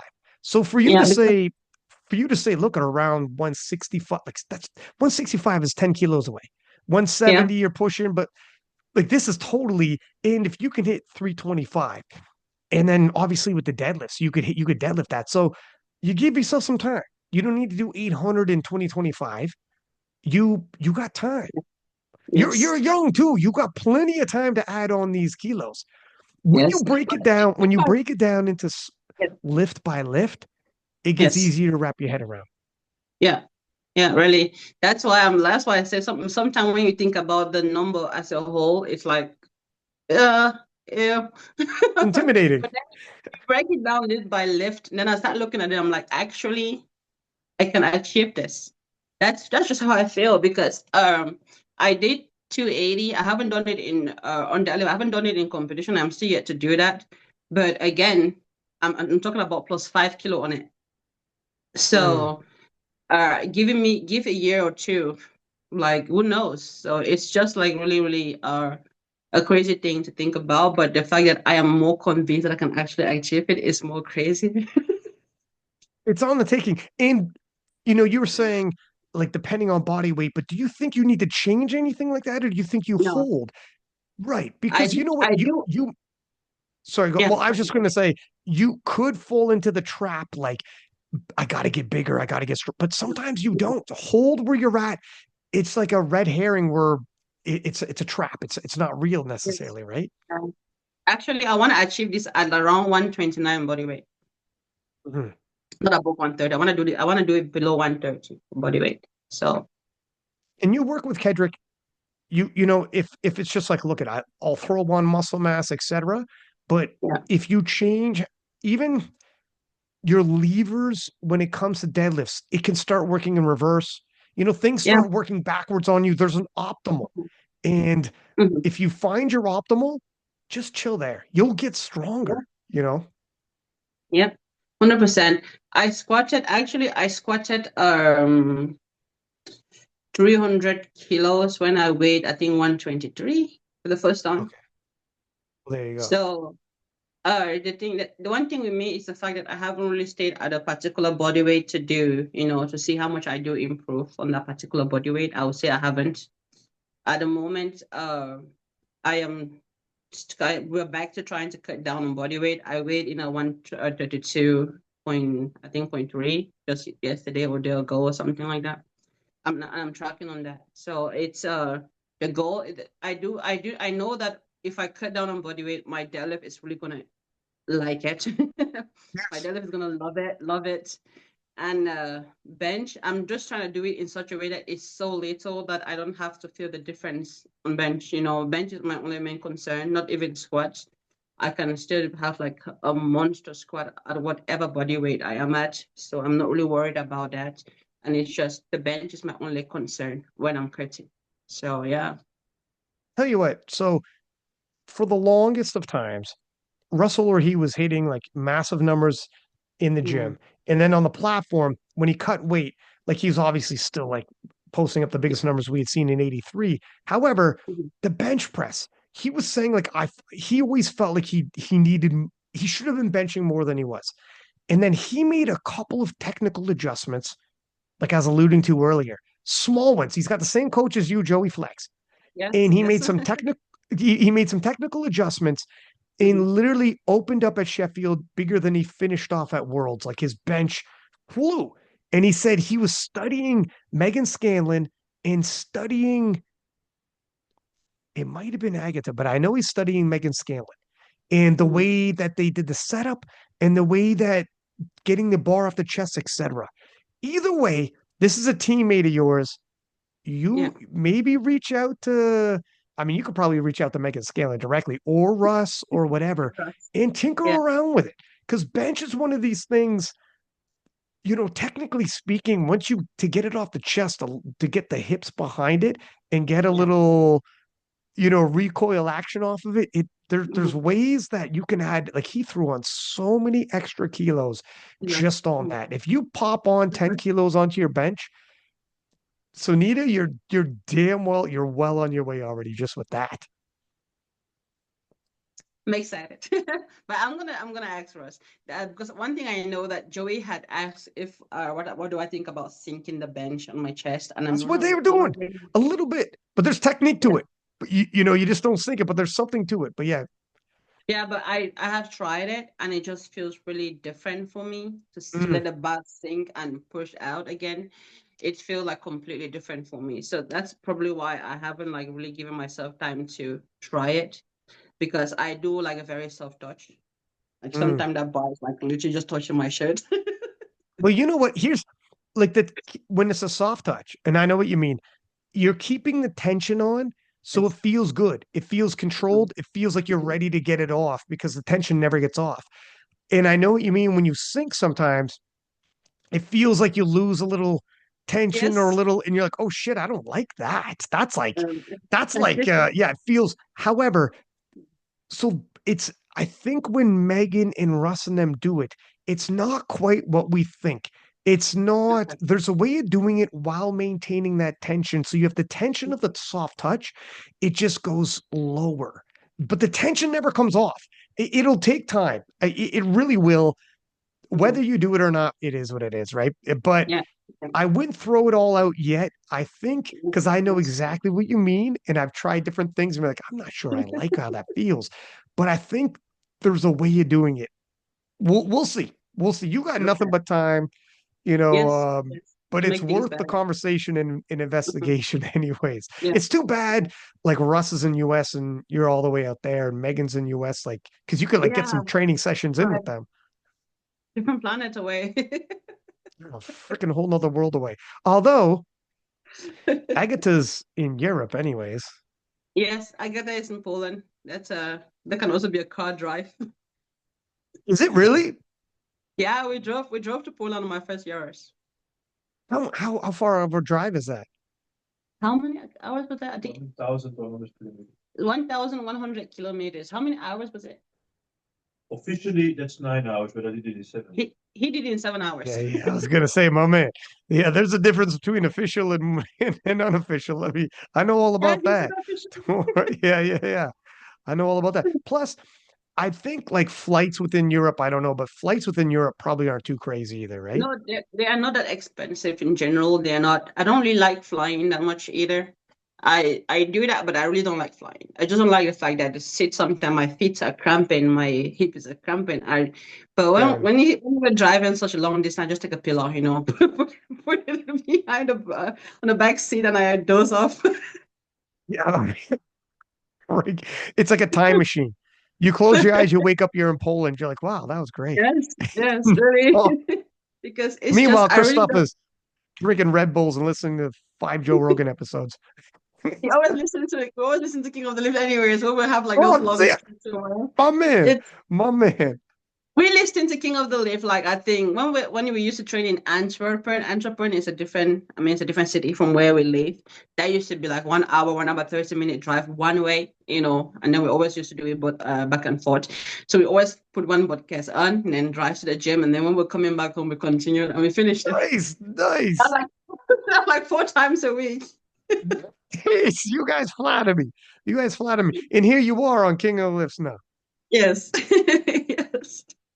It's Yeah, yeah, crazy. no kid. Yeah. Well, I was so looking at the world championships, earlier we were talking about how like obviously you got huge numbers in mind. And I'm super duper excited now the way when you're talking about 800 kilos, et cetera. Like I gotta be honest, that's cool as hell. Do you at times do you long for another showdown like 2023, for instance? Obviously, a version where you're on top winning, but like, do you long for that crazy battle that like someone is actually with you chasing 800? Like if you look to your left, you're like, oh my God, she's going for 800 too. And you guys are both like heading into worlds. It's like, oh my God, I don't know who's going to win. And if you miss and they hit, everything swings, the balance swings, or it could swing several times throughout the same competition. Do you long for that or how do you feel about it? I think heading into the World Championships last year, I thought that was going to be the case. I really thought that was going to be the case. I was ready for whatever outcome it was going to be, but I thought it was going to be a neck to neck. I mean, neck on neck, I said neck to neck, neck on neck, or kind of battle, but it wasn't. So it's kind of like it didn't take the fun away from me. It absolutely didn't take the fun away from me. I was having the best time of my life. Mm, But I do want to have someone where I can look back and be like, oh shit, I have to keep up, or this person is gonna be there first. I wanna be first. I've always been a competitive person from birth. mm. My mom would tell the story over and over when my grandmother came to take my sister, because my sister was 4 years older than me. And when my father had left, my grandmother came to take my sister because she was a bit big enough to help her out in the village. But I was still like a baby. She was 7, I was like 3. But I hanged on my grandmother's left leg and I didn't let go. So my grandmother ended up taking me to the village instead of my other sister. So, You so will I've not be always at been, work. yeah, I've always been that competitive, kind of competitive person. But so I do hope that I have someone that is gonna be on my tail. I don't want to be too comfortable. You know, I want to be on the edge. I feel like life is a bit exciting when you're living on the edge. Mm. But that's what Sheffield does for me, really. It's just the fact that again, I'm not going against someone in my weight class, but it's like just all the top athletes against each other. And it's like I'm looking there, I'm like, actually, holy shit. I ended up third at Sheffield in a setup where I feel like it favors people that are in the lower body weight that can easily cut over to change weight classes. I would need 2 years to do that. Yeah, I mean, yeah, exactly. You're like, look, it is what it is for me. Yes. So I in my widest, I thought competing at Sheffield was already insane. I've never like my widest imagination thought, oh, maybe I can actually podium at Sheffield until I was prepping for Sheffield. So when people were like, oh, I don't think you're going to be able to do what you did at the world championships, and I think you shoot yourself in the leg because you were in such a good position. If you had just hold back, you would have maybe won Sheffield. And I'm like, that's not how I see it. I just see like Sheffield is where I have to just look for another gear, and improve on what I've done before. So that's how I see it. But thinking about the fact, and also that's the thing. That's why the reason. Maybe that's also the reason why I went to the World Championship. I'm not even thinking about the fact that if I hold on, I might win Sheffield or whatever, because it was just at that moment I wanted to do my best. I wanted to give it my all, and that was just what it was. So yeah, I feel like Sheffield has me on my toes most of the time, and but when I start thinking about it, I can actually podium. It was like, oh damn, Yeah, it's exactly. it's so It- unreal. It's so unreal. you can not only do what you did at Worlds, turn around and podium at Sheffield regardless. Yes, So you didn't have yes, to hold back. It's no, literally you saying like, look it, see what happens. And I got to have both. I got to have a yes, phenomenal Worlds and I got the podium at Sheffield. And you yes. still got more in the tank. Look, if you're chasing 800, you don't got to worry about none of this anyways, right? It'll be there for you. What is 750 if I'm chasing 800? Yeah, yeah. 750. I'm chasing 800. I'm going well beyond that. Do you want to take a 2 minute break? A 2 minute washroom break and we come back? Yes, Okay, yes, perfect. okay. We'll be back there. Okay. Um, I want to so how is powerlifting in Belgium? I like doing a check-in when I have people from nations that I normally don't have people on from. I Where are mean, we it at? is growing. It is growing very well in Belgium. We have a lot of good, talented juniors that are just coming into the open. It's gonna be interesting at the nationals this year. I'm looking forward to it Mm, because so far in my weight class, That is done and dusted. Yeah. I'm afraid it's too far gone. But Probably. in the lower Belgium is very good with the lower weight classes, like in the 60s, in the 63s, in the 69s. I think even in the 57.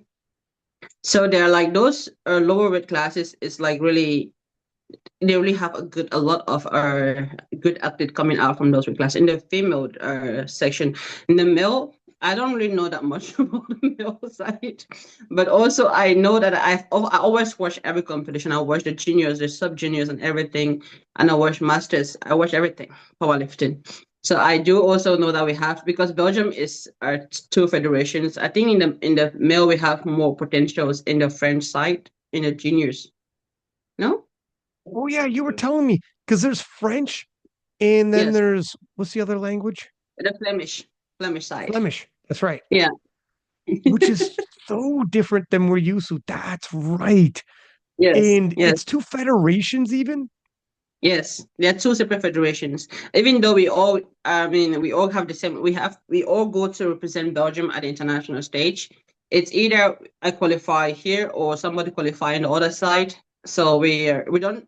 I don't think we go as separate federation. We go as one to represent Belgium. But in Belgium, we have the nationals also is one. So Okay, I the was all about to have to ask that. combine to do the nationals, but they have their own federation where they do their own competitions during the years and all the other small competitions during the year. But when it comes to Belgium and international competition, we all have to do it as one. But It's very it's like, interesting. yeah, So there's so some. I think they had fundings. I think they used to got fundings before us. Yeah.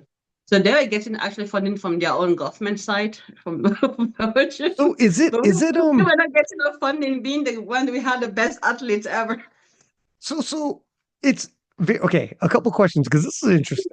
So is it like territorial like two provinces or is it literally just speaking the language? I think it's Those the two separate things. it's two separate language as well. Oh, yeah. It's Gewest. It's Flemish Gewest and French Gewest. What is Kuwait in English? Like You can check that. No problem. for instance It's more in like Kuwait. Canada. In Mm-hmm. Canada, we have two official languages, French and English. But in Yes. Quebec, we have some people who speak French, like in Ontario, etc. But Quebec is an actual province that Mm-hmm. by far, like I think French might be the number one language. So Mm-hmm. Quebec, the province of Quebec has its own federation, but every province has a federation. Mm-hmm. So that's not different. And then the national championship for Canada is just the national championship. So the province of Quebec primarily speaks French. There's a lot of English speakers as well. There's millions of people live in Quebec. But is it like that or is it different than that? Yeah, but I do think it's something like that because from the Flemish side, every province that speaks Flemish is in the Flemish side or is the Flemish Federation. Well, it's all And then province. So it's multiple provinces. Okay, this is yes, different. yes, yes. You have Antwerpen, you have Limburg, you have West and Oost-Vlaanderen, Vlaanderen. West and East Flanders. What is Flanders in English? Flemish? Vlaanderen. Flanders. And then so you have all the other provinces that actually speak French. They do belong in the other in the French Federation. So it's Mm, really like so it's like a collection of provinces that yes, just happen to speak French. yes. Yeah. That is Belgium is really different. divided in two. The government is divided. It's literally Really? It's not even by really so province. small. It's multiple provinces Yes. that are like, yo, I think Belgium we has have like our what, nine? We have like about nine provinces in Belgium. And Mm. so I think like half of those also like from the other side, and then half is also Flemish. Yeah. It's just like divided in two, and it's crazy out here. It's So crazy you out guys are, here. yeah, you guys are, it's a complicated situation. You can barely see us on the map, but we have so much going on. Yeah. That's Yeah. literally just how it is. And it's funny. I found it funny that in the beginning I heard that one province there are French people that do get funding from their side of the government, And the Flemish, we don't. It was Hmm. just like so complicated. But I think we're all heading into a good, I mean, in a good direction. But the thing that makes it so difficult is agreeing on something. You Hmm. know, it's like, for example, just our simple national singlet. The I mean the complications. That's like since 2023, I think that it was offered. The contract was offered. They have not been able to agree on that. It's just like really little stuff like minimals and minimals to qualify for competitions, international competitions. It just have to both sides have to agree on those, and it's Hmm. stressful. Is it a sporting rivalry, not just powerlifting, but like period? Is there like rivals between the two fractions?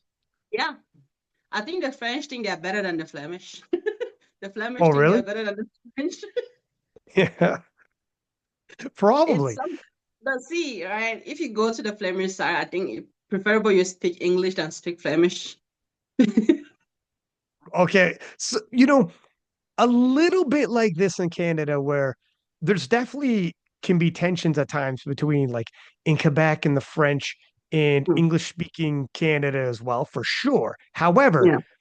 once we go beyond Canada and it goes international, all of a sudden we're all Canadian. And all of a sudden we don't give a damn. Like George St. Yes. Pierre is from Quebec, right? He's in Montreal. And George St. Pierre, like, while within Canada, there might be some rivalries between the English speaking and French speaking. Mhm. As soon as St. Pierre leaves and he's competing internationally against other people, Yes. all of Canada rallies behind him. Like, I don't give a damn. Like, we're all like, he's our guy. That's our boy. So, I don't know if it's like that in Belgium or not. I don't know, but from my own side, from talking from my own point of view, I think I get a lot of support from the French side. They are more, I mean, how do I say, happy when I'm in their presence than I get when I'm in the Flemish side. Even though I'm from And the you're Flemish from side. the Flemish side, though. Yes. Yes. Wow, that's it. Like, that's interesting. Yeah, but the first time I went there for a competition in the Flemish side and in the French side, they were super excited to have me. They were announcing they had announced the president of the federation announced to me and in the audience and all those stuff.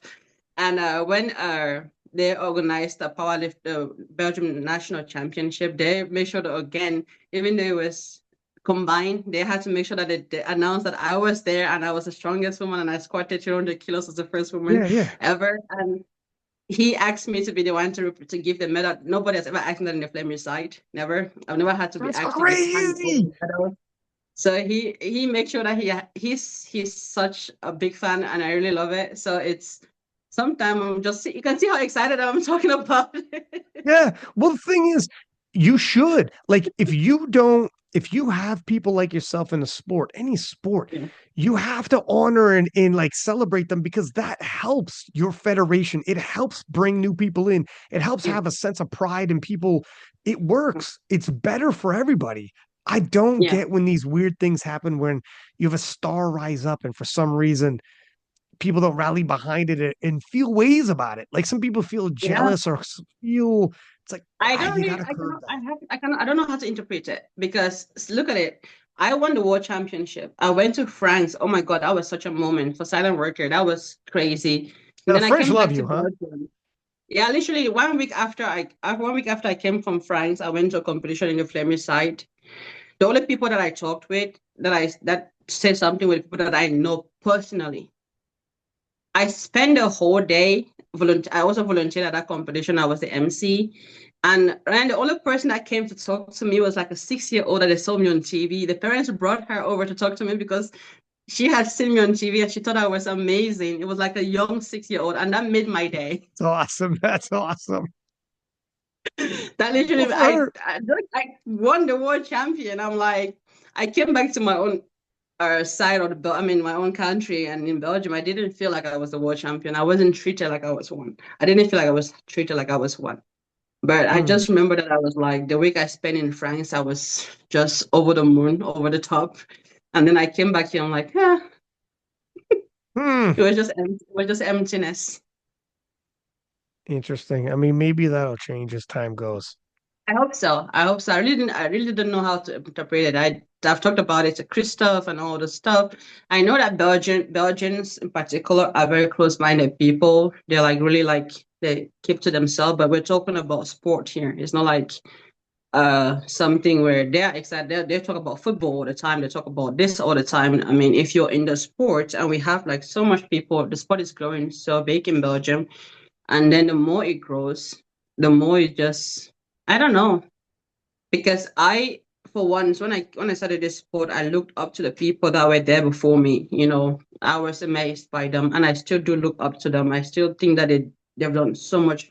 Not because now I am at this position where I still think like I told Russ in my I was even nervous. I had a YouTube channel, a YouTube video with Russ, and I kept telling him about how when I first saw him and all the stuff. And I'm still just as excited as seeing him now, even though like he said I'm at this such a big, I'm like the strongest swimmer in the world and all that stuff. He says that, but I am still just like yesterday when I saw him, I still act the same. So it's You guys were like having a squat session together, weren't you? Didn't you guys train together? Now, first off, yes. that's a freaking epic squat session. First I off, had a Russ and Perkins spot my squats. yeah, that's wild. That's an epic squat session. You, Russ, and Perkins squatting together, and you guys could go kilo for kilo. I mean, that's a hell of a squat session. Yes, that was crazy. That was crazy. And it's still, I mean, it always like beat my imagination when I still see all of these people and I still like act like just as I was when I just first started the sport and I saw these people lifting. I'm just as impressed, you know, each time I get to meet them, each time I get to talk to them, I don't know, I'm always fangirling. So it's something that's never gonna go away anyways. But when I come to Belgium, it's like the aspect of it is not here. It's just like, you know, it makes It's me want to so move. I'm Makes me want telling to move you. to France, UK. Well, here's the thing: if they lean into it, you have the strongest woman in the world in your country. Lean into it, for God's sake. Yeah, Soon to be the strongest woman of all time. Like you think about that. You the potential for the publicity to get with that. If they could easily get media coverage, mainstream right. media coverage. Yeah. They could not just in Belgium, in Yes. Europe, European, like Euro sport in these Yeah. big major. You want to grow your federation, you want to grow the national championships, you want to grow, you have the potential to maximize just by saying, oh, our nation, by the way, has the strongest woman alive. Yeah. And once you break what you do with Europeans, you become the Mm-hmm. strongest woman of all time. Right. Oh, Yeah. our nation, that's the strongest woman of all time. I know. Yes. Not opinion, by the numbers. Yes. Indisputably, use it. Bring in media, bring in sponsors. It's crazy to Yes. not think like this. It's like, Yes. what do Yeah. you know how many nations the size of Belgium would die for that? You know what I mean? If you're like, how do we get the more attention by the media, more sponsorships, potentially more help by the government? How do we do that? Well, I mean, it would help by having someone like you around. And Yes. you're there. You're willing to hand out medals, MC and mic things and be available. Mm-hmm. Can work with them. People gotta I mean it's crazy, Right. but whatever. It's their It loss is if they in don't. Belgium where if I openly say I'm the strongest female of all time, they will come at me saying that I should be more humble. I shouldn't say that and blah blah blah. Literally, I cannot in Belgium. I cannot be like openly say like because I'm gonna have Belgians coming at me for that. So Yeah, well, that's dumb. Listen, you don't got to make yourself smaller for someone else's fragile egos and for someone oh, else's. You have to, that's like y- perfectly said. you know what I mean? You, your time at the top is now. You Yeah. got to maximize. You got to say Yes. things like, you got to say things like 750 with all due respect, I'm going for 800. And Yeah. you said dream bigger. That's the Definitely. amazing quote. 800, Definitely. dream bigger. Yes. Do you. You're gonna, you know what? They're gonna reap the benefits of you being from Belgium, regardless. They could have done Yes. more, but Yeah. you keep Yeah. doing you and walking through these doors I'd open up for you. You Definitely, know, definitely. It's crazy. Being me, sometimes I don't like it. I love being me, but sometimes because at the moment I'm not good enough to be a Cameroonian. I feel like I'm not good enough to be a Belgian. Mm, Because Cameroonians, when this, I'm always in the media. I mean, so I'm a lot in the media in Cameroon media, really? social media. Yeah, I'm a Tell lot me in about there. that. I didn't know. Tell me about that. Tell me about that. Yeah, but the comments are so divided, Ryan. Oh my God, the What do comments you? are always Why? so divided. They're like, no, she is representing Belgium. She chose to deny her nationality. Uh, I'm getting fried. really? Yeah. I mean, yeah. I guess. Yeah. Yeah. It's so So, divided. It's not easy, okay. really. You know what? So here it is. I remember when I was a kid, I'm a big boxing fan, MMA guy. Everyone knows that. I talk Mhm. about it all the time. And Lennox Lewis won Canada a gold medal in the Olympics. And we Yeah. were all like, and he knocked out Riddick Bowe, an American, in the finals and won us a gold medal. And I remember as a kid, and I was like, oh, hell yeah. Like, we got one. And he was from Kitchener, which is right beside Guelph, my hometown. And we were Mhm. like, oh my God, this is amazing.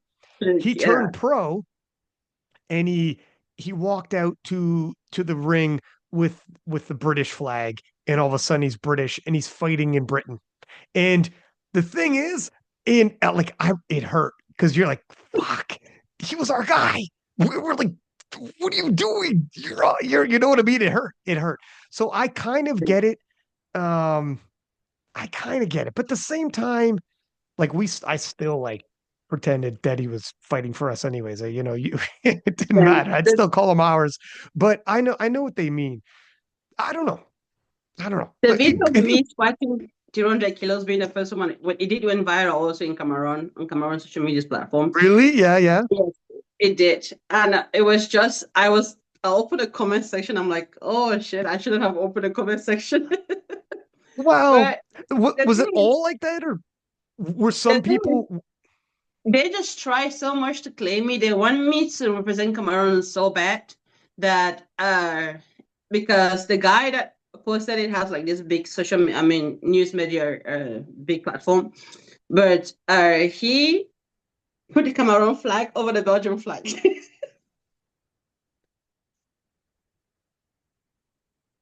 See, that's some petty shit that I would do with Lennox Lewis. I get it. I get it. If I'm honest, Like I would he's do that. ours. We're taking him, we're claiming her. And I just it was really fun. I don't think I was upset reading the comment section. Some of them were like a lot of them. It was 50-50. Because after so many I also have people defending me under the comment section and saying like she has to represent the country she stays in as well, but that doesn't change the fact that she was born and raised in Cameroon. Yeah. You still have people saying all of those things.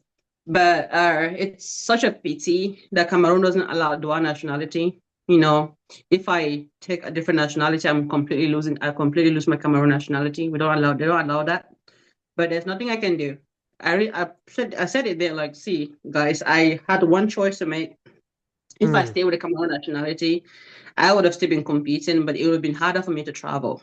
You know, it's an African passport. I'll have an African passport, and it's not even African passport. It's Cameroon passport. There's Mm. like it's gonna be difficult for me to travel around for my competition to get around with stuff. So the easy part for me was really because I did hold on to my nationality till like I started powerlifting. I never wanted to switch because I knew I was gonna lose it. So I held on to it until I started powerlifting and I saw the potentials. About 1 year into powerlifting, it was when I asked for Belgium nationality because I was qualified for it, but I just never really wanted to take it. But so yeah, that is how I work. It's my life now. I'm not good enough to be a Belgian. I'm not good enough to be a Cameroonian. Wow. You're good enough for like a lot, though. There's a lot of people sing your praises. You know, do you know who Francis Ngannou? People He's from always. I think he's from this is Cameroon. yeah. You He never read those Cameroon comments. Cameroon has the strongest woman in the world and the baddest man on the planet. Because Francis People try Ngannou's to like how do you say that? Like couple us on social media, people always like imagine her married to that's what Cameroonians they do. hey yo, Christoph was like, yo, what the fuck? yo, take it easy. He's like, I'm interested in what the kid would look like, but we don't got to talk like that. Take it easy, take it easy. But it is you two need to be in the same room and meet. I need you Yes. to like you're the strongest woman in the world, and he was like UFC champ. Obviously, we've seen him boxing. What I don't know if at some point, if you guys are ever in the same place, you got to take pictures. I Got to. will. You know, I will. I'm looking forward to ever like one day. I'm sure I'll meet him one day. I mean, I remember Carlina Tongatea from New Zealand was at some sporting event, and Israel Adesanya was at a Mm. sporting event, and they ended up in the same place, same time, and they took pictures together. And it's cool as Oh, shit because to have like a world champion powerlifter and like a world yeah. champion MMA fighter and just be Yeah. like, yeah, two people from New Zealand. I don't know. I Oh, like that's seeing our sick. athletes up That there is with them. sick. That is Yeah. sick. That'll be crazy to meet him though. I mean, I do relate a lot to his story, the way he grew up and how he got to move to Europe and all the stuff. I've read all of those, his background story.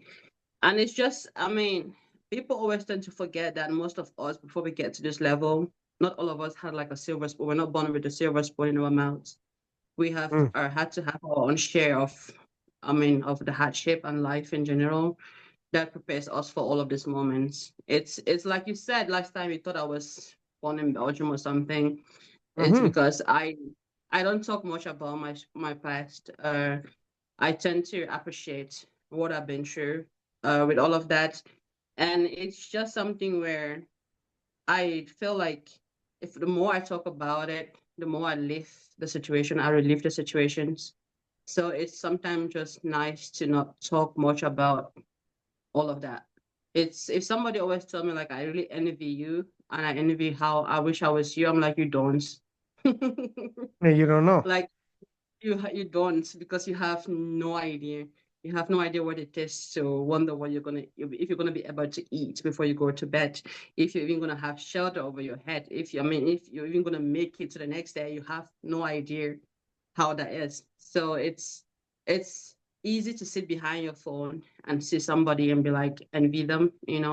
But at the end of the day, if you really don't know, if you have never walked a mile in somebody's shoe, focus on getting better yourself. So yeah. Well, I don't know if you heard the Joe Rogan episode with Francis Ngannou, and Francis Ngannou, it's like 3.5 hours long. And Mhm. Francis says his life story. I mean, just the story of him getting to the UFC. Not Yeah. even after that, when we all seen him in the spotlight. From there, we already know. We saw it all. From there, it's all Yeah. well documented. But before that Mhm. was not. And he went on the Rogan podcast, and for 3.5 hours, he told his story. And I swear to God, Sunita, it sounded like an audiobook. The way he's an amazing storyteller. And his story from like growing up in Cameroon and leaving Cameroon and Yeah. finally ending up in France and then Mhm. finally making it to the US is an Yeah. absolutely riveting story. He risked his life so many times to get out of Mhm. Cameroon and make it to Europe and then eventually America chasing the dream. And Yeah. how many times he almost died. And it gives Yeah. you a perspective that he was willing to almost die to for that For better life. possible better Yeah. future, for Yeah. for the possibility of it. He was Mhm. risked his life several times over. Yeah. So if people think if they just don't know, they don't realize like why do you Mhm. think he risked his life to do that? It is. It was more than a little difficult. It was Yes. and yeah, it's a Yes. riveting story. I don't want to ruin it, but if you go back and listen to that freaking pod, I'll send it to you in the Okay. DMs. If you haven't heard it already, it's amazing. Last time you talked about, do have I considered like making an audiobook or like something like that? And I thought about it. I'm like, what if I want to? Like, what would I even call it? So I was like, maybe this sounds really good. The life I have lived and yet to live. So that was like really good. I'm telling you, sorry, the life I have lived and yet to Live. leave. Yeah. This I'm Yet to telling live. you, okay, Yet to live. So like it's the same life I've lived and yet to live. So not I'm like telling you, live, but live. I'm telling you, you need to do a book, written and audio. Sunita, It's I like want the to amount of contact you for people. that because I have no idea where to start. Start from the beginning. The amount of people that DM'd me after your podcast, like first off, you're a remarkable storyteller. Um, Thank you. and your story is freaking it's riveting. And it's impossible for somebody to hear your story and just not walk away feeling something. Impossible. It's Yeah, absolutely impossible. And it is 100% triumph over tragedy, which is like always the yeah, stories that impact people the most. And yes. you can't listen to it and not feel something and take something away. And the fact that from that background grows the strongest woman in the world. Mm-hmm. It is like it's an amazing and beautiful thing when you could say, let me tell you the story about the strongest woman in the world. When you begin any story like that, let Yes. me tell you the story about the strongest woman of all time. Yeah, And yeah, then you start your freaking keynote speech. I guarantee you, everybody in the room is going to be like, let me hear this freaking story. And be like, beyond the feats of strength you see on television and all beyond all that, let me tell you her yeah. story. And it is freaking I mean, you the potential here is phenomenal. Sunita, in all It due is time, you crazy. do your thing, but Mhm. you got to you could do public speaking. You're so good at speaking. If you have any doubt, take it out of your mind. You're so good at speaking, your story and everything from books to audiobooks to public speaking. Love you this is your you could do it. I guarantee you should be on Joe Rogan, let alone King of the Lifts, telling your story. I'm telling you. Francis Ngannou needs to know about you.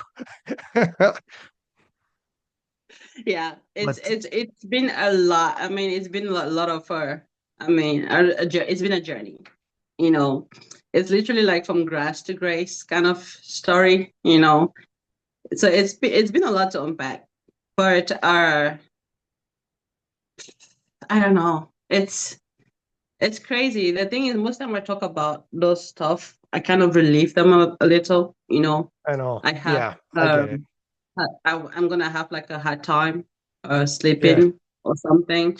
It's gonna be in my mind like for a couple of days before. I mean, it's not like those things cannot break me anymore. But at the end of the day, those are still things where I talk about them, and I feel like the little girl in me, is still healing. It's like every time I tell Christoph, like every time he takes care of me or he does something that makes me emotional, it's like I heal up every time he does that. And it's been such a journey for me that I'm not gonna get emotional this time. I'm trying not to. Okay. I don't want no tears. I don't want to Okay. give people no tears at all. But I think I am proud. I think that if the little girl could see me today, she would be, I don't know, feel more safer. And I mean, look at me. I'm the strongest woman alive. Like, Yeah, you are. but there are some things that have stayed with me. It's like one day I was telling Christopher, we were just talking about something random. I told him like when I'm going out for walks and I have music on, I always have one of my ears out. I don't cover both of them because it's just that, or I don't know how that's just a habit that I got from me to make sure that I ensure my own safety, to make sure that if anything happens that I'm quite aware of my surroundings. So I still go out for walks with like, one ear covered and one ear like a little bit off. Mm. Yeah, It's I mean, it's it's not I mean a fun thing to, it's not like I'm scared or I'm just being cautious. It's like more like a conscious thing that I do. it's look, first off, I 100% get like, yeah, it'd be difficult to do like a freaking speaking tour, doing Yeah. that, speaking, reliving it all over and over. It's But crazy. It's crazy. if It's you at some point though threw it down the full story unedited, you did it just once in a recording. Yeah. even as difficult as it is, my God, the amount of people you would reach and the amount of I mean, stories that, you know, I feel safe talking about it to you. I think it's the way we talk that it brings out those moments that I don't really think about it before I start talking it. I start talking about it. So it's well something where I feel like if I want to do it, I want to do it in a safe space with someone that I feel like I can talk about it to. It's there's still always that part of me that don't want to be judged. That feel like, what if I, being at the wrong place at the wrong time, what if I wasn't there? The second time that I was, like, for example, the second time that I was raped, I had gone to study with my cousins. I was I'm in secondary school. We have in Cameroon is to five. I mean, we have 5 years of secondary school, and then it's high school. And I was in my last year in the secondary school, and we went to go and study and for our final exams. And I was like, oh, everyone was going out to study in a church. I mean, a church sounds pretty much like a safe space to me, you know. yeah. And I was like, oh, okay, everyone is going. But the thing is, I had no idea they were planning to sleep at a church that night. So I went with them, and it was about like 12. The thing is, I was new in the city as well. I didn't really know the dangers that it holds. So I was like, oh, it was about 12. I'm like, I'm gonna go home. They're like, no, they're sleeping here. I'm like, there's no way I'm gonna sleep on a bench when I can really sleep on the bed. I can sleep on my bed. Mhm. I have I sleep on a bench or on the floor for so long growing up in the village. There's no way I'm gonna be sleeping on a bench right now when I have a bed to sleep on. So I just literally took off on my own.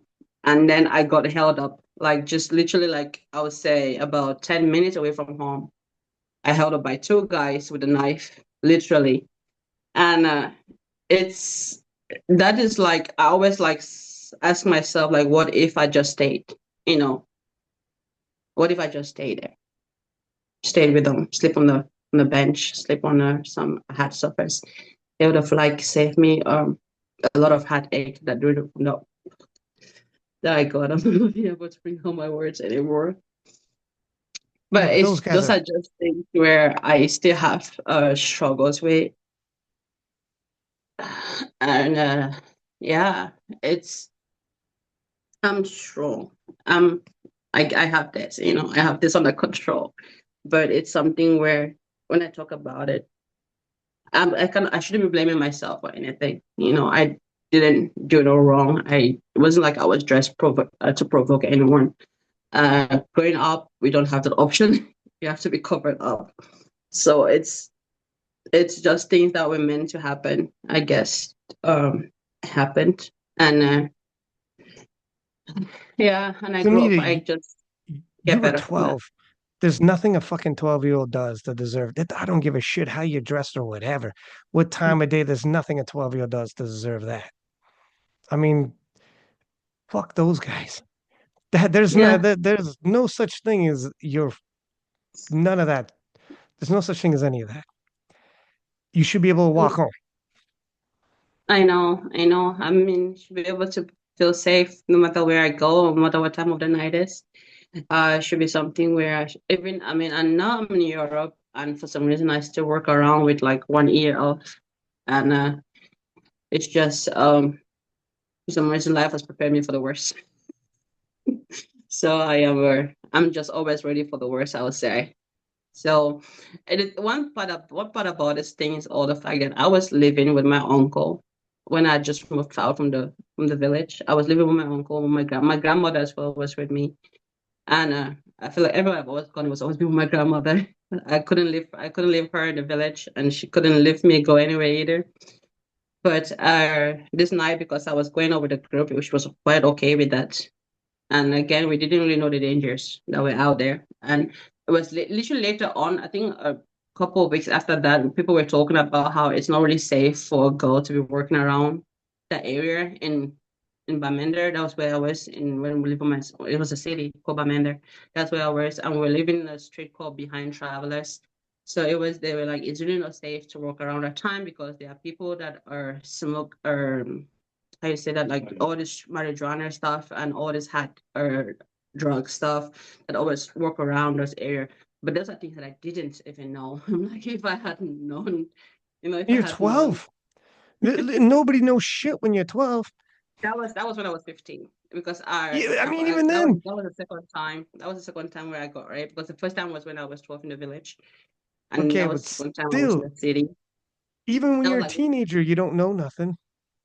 yeah, really, really. But it's such a case where I've never been able to talk. I was never able to talk about these things to my family, to my uncle, or to my grandmother, or to anyone. I don't know. But the thing is also, I was living with my uncle in a house where his kid made me feel like I was a stranger.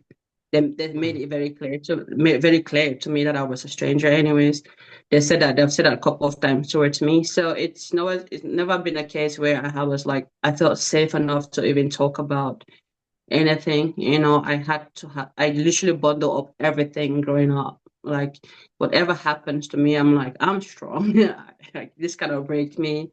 I'm hoping for a better future. I'm hoping that tomorrow will be better. Even though every day tomorrow night I got better, but I just kept hoping like one day. And I know I was a child, I was very hardworking again. I was like very like goal orientated person. I know what I wanted to be in life, you know. So I always just focus on that. And so no matter what happened, my mom traveled. I think what Ghana went through is similar to what my mom went through to get to Belgium. You know, Mm. I'm lucky on that regard that I didn't have to go through that myself. That my mom was here already, and then when she was settled and she was allowed to live in the country, she got the papers that she was able to take us back home. That was like the first time where we were gonna be united and live with my mom. And so yeah, and that's where the other part of me hits, where it's like I left my grandmother. That was the first time we were separated from each other, and just 3 years after that, she died. Mm. So it's I don't know. Part of me blamed my mom for taking me away from her. I don't know if that Mm. makes sense. Actually, it's crazy because if my mom didn't take me over, I would have been taking care of my grandmother. I think she would have. For some reason, I feel like she would have still been alive. I don't know. I don't know. Tomorrow is not promised. Like I said, there's nothing like. I don't think if it was her time and if it was what was meant to be, if that was what God had for her. I mean, set ahead for her. That was I couldn't change that even if I was there. So it's it's just it's been a roller coaster of a ride. So, and Is I'm a bit in a safe space, but I wouldn't say I have healed completely. I still have some nights where I wake up and I just need to talk to someone, you know, about certain stuff, or maybe this is one thing people don't understand. Being a rape survivor, I don't call myself a victim. I think a lot of people know that. Being a rape survivor, there's each time I see a rape case online, it's like reliving your own moments as well. So it's a constant reminder. It's like you're constantly reminded of what you've been through.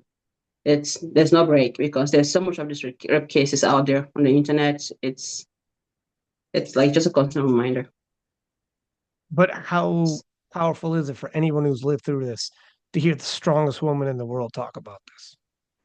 Like that's doesn't mean nothing. No, it doesn't. That's I it hope not. means a lot. It means a lot to a lot of people. That's why it's tough. Fuck, Sonita, goddamn, you got me up. I'm like barely, I'm barely getting through this shit right now I'm myself now. sorry. I'm But it's sorry. true. Like it's true though. It means something for you to be able. Not only that, like for you to have been everything through everything you've done and everything you've been through, and to have done everything you've done and become the strongest woman in the world. But even more than that, to be able, I know it's got to be. I don't know how hard it is, but I know it's got to be hard to talk about. Everyone It is. to some extent has something that when they talk about it, it still brings back memories and hurts. Can't even imagine what this would be like. And, but if there's any kind of consolation to that, knowing, you know, there are people listening to this podcast or hear your story that it gives them courage, it gives them strength. They are the strongest woman in the world talk like this. 100% it does. Yeah. 100% it does. And if Mm. if if you were that little girl and you heard the strongest woman in the world talk like this, or if you could be there for that little girl, it's Yes, I'm sure knowing myself, if I had heard myself now talking, I'll be like, damn, if she could make it, I'm definitely gonna make it too. you're That's gonna make it. 100% what I would have been saying to myself. Like, because growing up, I didn't really have no one to like look for. I mean, an example, like someone to be there, like this is an example of somebody has been through similar stuff with me. And so I can relate to that person. I can be like, okay, that person did it, which means that I'm capable of doing it. I don't mind being the first person that comes out from my environment that has like this experience and people can look back to and be like, okay, she did it. Now I think that I'm capable of doing it. I always just tell people like when it gets hard, sometimes you can be so strong for so long that you break. It's okay. Look for yourself, look for the person that you like talking to the most, look for the person that makes you feel safe to talk to and just talk to that person. They will listen, and that's a good part about it. So it's like if I'm if I wake up today, I'm like, okay, I've seen too much on the internet. I am a bit crowded up in my mind. I'm like, okay, who am I gonna talk to today? And I just pick up the phone, or if it's Christoph, I wake him up. I'll be like, yeah, I cannot sleep because I'm struggling with this and all the stuff we talked about. And the next minute, I'm like, sleep. Isn't it crazy how talking makes things feel better?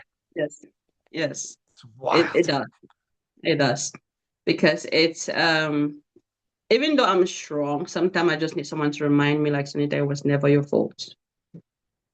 So it just sometimes I do need that reminder, like it was never your fault, and it's okay to sometimes like break down. You can only be strong for so long. It's sometimes okay to just share a tear and let it go. But being me and knowing myself, I'm like, if I'm crying and the person that did this to me is winning. What's that? Sorry, if you're crying, what? If I'm crying, the person that did this to me is winning because they are affecting my life. And Oh, I don't I don't want to give anyone that power, but sometimes it's okay. that It's okay that to do fuck something. those fucking guys ain't winning at nothing. And you gotta be like rotten inside to Yes. be to be that. You really, really do. You gotta be rotten inside. I can't even Yeah. imagine. They ain't winning shit. I was Whatever so happens. I've never been so scared in my damn life. Like people can see me as fearless. I think that's one of the time where I was more scared than anything because I didn't know if they were gonna do whatever they want to do and let me go, or if they were gonna hurt Mm, me. hmm The first time it happened, I know the person, for some reason, I was sure that the person was not going to kill me or anything. But I mean, being held with a weapon is something that I didn't know how I was going to end up, how it was going to turn out hmm like. And it was just such a moment where I just didn't know. I didn't even know if I should fight or if I shouldn't. I didn't even fight. I mean, I begged. That's the least I could do. But I was just overall like really, really scared. And one thing that I know is that I don't want to ever feel like that again. I don't want to hmm ever feel helpless or in a place where I am so scared about not knowing if I was going to live or not. I really don't want to ever feel like that again. That's all I know. I don't think you ever will. I mean, you're the strongest woman in the world now. Like more, you know what? Strength is one thing. Like when we say you're strong, it it is just scratching the surface to point towards your physical. Yeah, yeah, It is just scratching the surface. That's why, honestly, when you talk about the strongest woman in the world story, in a lot of ways, yeah, not even all apparent. Someone sits down to hear your story, they're gonna think like I'm gonna hear the strongest woman in the world story and think, okay, I yeah, got you. No, no, no, it's gonna be in a lot of more ways than one. yeah. And yeah. Right. I remember when I told my mom, I sat her down and I just only scratched the surface. I didn't even go into details. She broke down and she was in so much tears, And my sister, for some reason also, she thought she felt to protect me. It was her duty. I was like, we didn't grow up together. She can never blame herself for not being able to help or protect me. There was nothing she could do. I'm physically even stronger than her, even when we're kids. so, Oh, were you? so Yeah. So there's like literally nothing that she could do. I was one that always want to protect her instead because she's like just she's scared of she's really really like very fragile physically. She's never really been into anything like. But I was the one that was always ready to fight anyone that plays for my sister or my when I see her and stuff like that. But my mom in general was like she had no idea, you know, and see, but the way she broke down, I think that is when we started like really, I started building my relationship with my mom because I was knowing that she didn't really abandon me, or it's also come down to the fact that she has a story of her own. You know, That's true. that's something where I've never really talked to her about, which I think that I really am gonna do. You know, just put her down and have that conversation with her. Like, how is she? Like, you know, how did she grow up? I have only heard stories about how she grew up from my mom, from my grandmother, and from people around me, and the abuse she had to face also growing up. So it's oh, my phone is gonna fall off. Let me connect. Can I have the charger? Sorry. No worries. No worries. If I lose you, I'll come back. Okay, okay. It's like the thing just suddenly went dead. It's not gonna reach here. I need a. Uh, You need to give me your.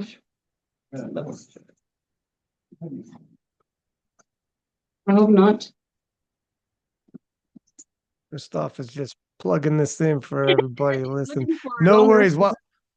My phone While cannot he's reach it. The way I'm sitting right now, my phone cannot reach it. So he's looking no, for his yeah, the longer computer. one or like a Yes. cord. But if I lose you, I'll come back. Don't worry. But I was Okay. just gonna say how you're right. Like to every degree, when we're younger, Mm-hmm. our parents are a certain way, and we see our Yeah. parents almost like two-dimensional, not three-dimensional. They're just like when you get older and you become an Mm-hmm. adult yourself, Yes. then you start realizing, oh, they were people who probably had their own demons and Yes. probably had their own issues and probably went Yes. through their own things. And Yes. I there were things that I found out about my parents later on in life that I had no idea about as a kid, which completely changed my view of my parents and also my view of my childhood with my parents. And then all Yes. of a sudden, everything started making a little bit more sense. So, to your point about your mother, when you were unsure about certain things she did, it might add clarity if you ever do get to sit down and Yeah. have these conversations because it isn't Oh. always cut and dry. No worries. I think I you're still here though, right? I don't see you, but I see you're still a participant in this. We just lost your video is all.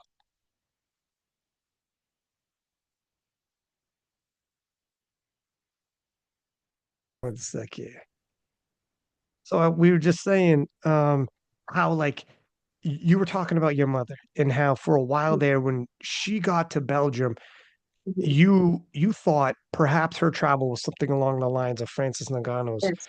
and everything you were saying how initially without necessarily knowing, you might have even held resentments because it took you away from your grandmother, whom passed a few years later, and you Mhm. felt you would owed her a debt for, raising you, and you Yeah. felt bad not being there for her. However, Mhm. we were just talking about how sometimes things are more complicated, and parents have a way of shielding kids, not revealing everything. And I was Yes. saying how a lot of times when you get older, you find out things like you find out your parents' stories, their Yeah. actual full stories, and it can be rattling. And Yes. then all of a sudden you look back and things that didn't make sense now start really No. making sense. And for the Yeah. first time, you see them as three-dimensional as opposed to just like that's my dad, that's Yes. my mom. And Yes. they're actual people, and you realize, oh no, they were kids too. They were Yes. teens, things Mhm. happened to them, they grew up as parents, they still Yeah. have those things. They still Mhm. the same demons that we exercise, they exercise. And all of a sudden you're like I got you. And then you actually it sounds funny, I don't know if this is the right wording, but you forgive them for the things you held against them. And you Yes. realize like, you got to be careful when you hold certain things against them because sometimes you didn't know. You didn't know until you get older. And life Yeah, has a way of teaching you these things. 100%. Because sometimes I just ask myself at this day and age, imagine me being handed over to marriage at the age of 15 to someone that's maybe twice my age. Mm. Yeah, yeah, Just yeah. that, yeah, just the thought of that freaks me out. So that is the things that she had to go through. So yeah, it was, I mean, it was a different time than mine, and I'm sure that she also didn't get the best upbringing. Growing up from a big family like that, you don't really get the care that you need or deserve. But she did that, and she also survived. I think for me at the moment, my mom is like my mom is my biggest role model. Just knowing that she could make all this happen, being left behind with 3 kids for herself. My mom owned 2 houses in Belgium. Oh, So it's really? it's also one of yeah, it's also one of those stories. And now she has 3 kids, and all of us have houses in Belgium. This is my house we live in. My sister also recently bought a house with her husband. My younger brother bought a house on his own too. So it's a successful story. It's not a story where people would talk about. It's like a happy ending kind of story. Hmm. Yeah. No, for sure. For Yes. sure. And this is also where like more to the point where people are saying, well, she left Cameroon. You're talking about the comments. And it's like, Yeah. but they don't know. They Yes. don't know, like what you did to get here. And hearing like Yeah. Francis Ngannou, how do you hold against Francis Ngannou or yourself? But I'm just saying of these relatable stories where it's like, wouldn't you have taken that path if he ended up being what he ends up being, or if you end up being what you end up being, like, wouldn't you go down that path? But of course, You will. of You course. will. And you 100%. There's judge like them on no that. doubt. No doubt. I mean, if you have that kind of a story, if you come from that kind of a situation, there's like literally no doubt you're gonna grab every possibility that you find getting out of that situation. You'll grab them with both hands and feet, like you'll die for that. It's like, difficult work. Yeah. You're gonna die for it. I mean, there's so many people that lose their life trying to get out of their countries, trying to get out of Cameroon or like other countries, just for a better future. So my only purpose where I can be like, okay, it's like you did all of this to get out of that situation. Now you're in a better place. You have a lot of opportunities. Grab the opportunities and make the best out of it. Here that I have like countless possibilities to work, to do this, to do that. There's no need for me not to do any of those things to be better. I have a lot of family back home. What people don't know also about the whole situation with me at the moment is the fact that the past 7 years has been a civil war in Cameroon. Two of my uncles have been kidnapped. Luckily, we were able to get them back safe, but you don't get them back safe without paying money. Of course, they're kidnapped for a Mm. purpose. So there were a lot of time where if you want to travel to Cameroon, you're going to be advised against the embassy here in Belgium that it's not safe to go to the English side of Cameroon. There have been thousands of deaths in the English side of Cameroon. So now it's just not safe to even be there. So that is a situation where it's also been like very, very hard not to go home as well. So it's really not an easy world living in at the moment in Cameroon. Luckily I'm not there. So I don't know what would become of me, but I still have families. I still have people. My mom, immediate siblings. My mom, there are 5 of them. Immediate siblings are still in Cameroon. The first one that was kidnapped was her elder brother, and then the second time that someone was kidnapped was her younger brother. So it's still like they're still looking up to us to get them out of trouble if there's any trouble. So And could they get out of Cameroon or that's something where I don't know.